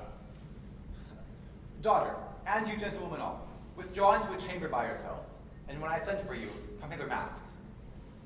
The prince and Claudio have promised by this hour to visit me. Brother, you know your duty. You shall be father to your brother's daughter, and give her in marriage to Claudio, the young one. Which I would do with confirmed countenance. Friar, I must entreat your pains, I think. To do what, Signor?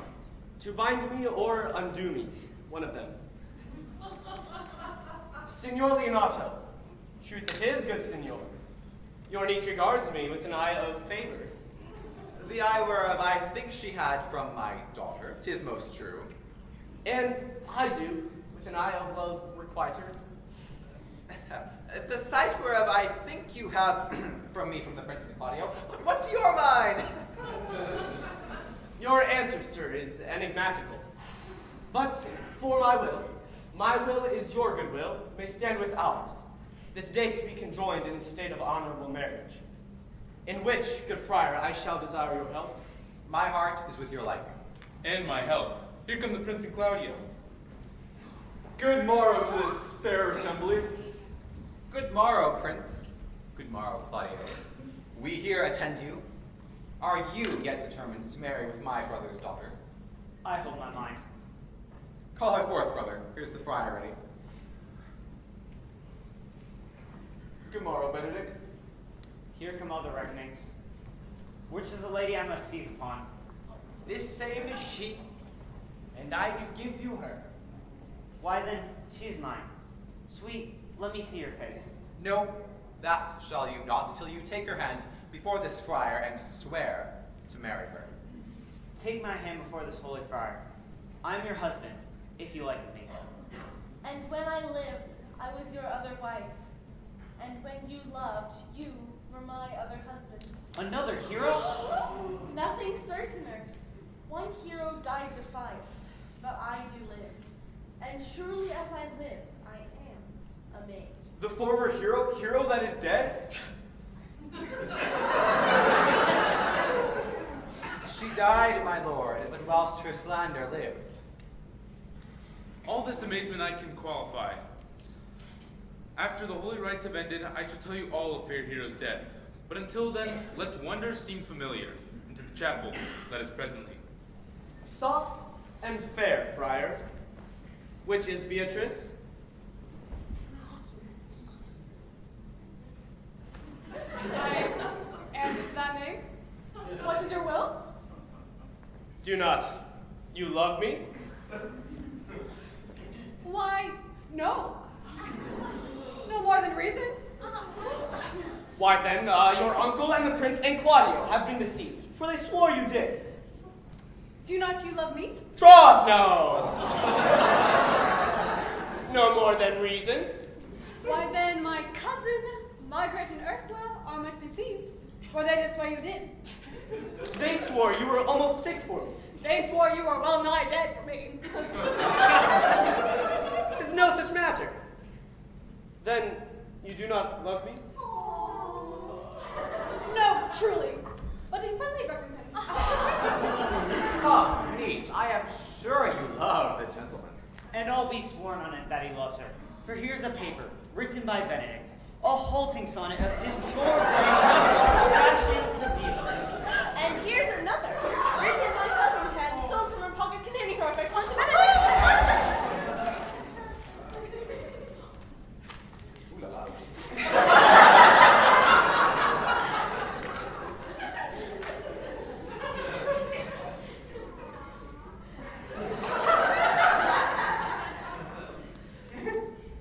A miracle! Here's our own hands against our hearts. Come, I will have thee, but by this light, I take thee for pity. I will not deny you, but by this good day I yield upon great persuasion, and partially to save your life, for I was told you were in a consumption. Peace. How dost thou, Benedict, the married man? I'll tell thee what, Prince. A college of witchcrackers cannot flout me out of my humor. Dost thou think I care for a satire or an epigram? No. Since I do purpose to marry, I will think nothing to any purpose that the world will say against it, and therefore never flout at me what I have said against it. For man is a giddy thing. This is my conclusion. For thy part, Claudio, I did think to have beaten thee, but in that thou art like to be my kinsman, live unbruised, and love my cousin. Come, come, we are friends. Prince, thou art sad. Get thee a wife. What? Your brother John is ta'en in flight and brought with armed men back to Messina.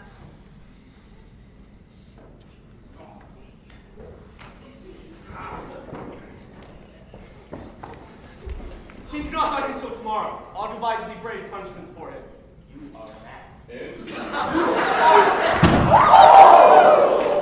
Strike up, pipers!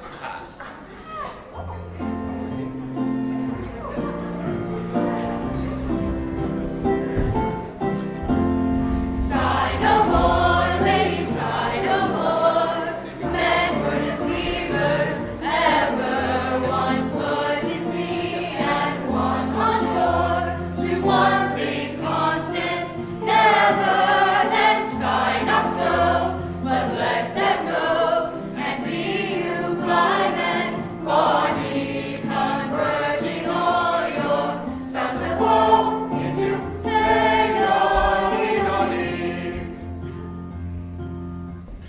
sing no more, dear, to sing no more. On top of your heavy, the crown of men was ever so.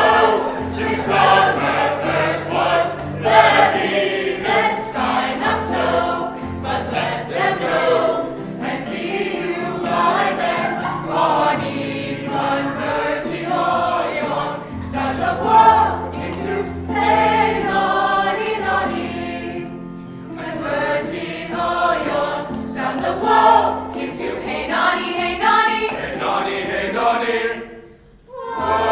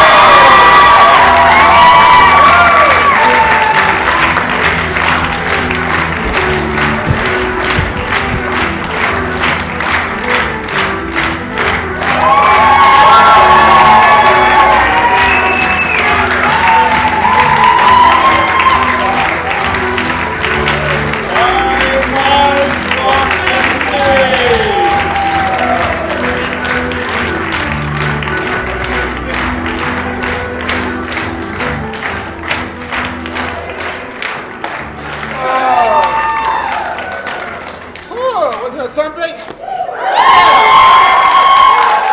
Great job. Thank you for coming. Thank you for being a great audience.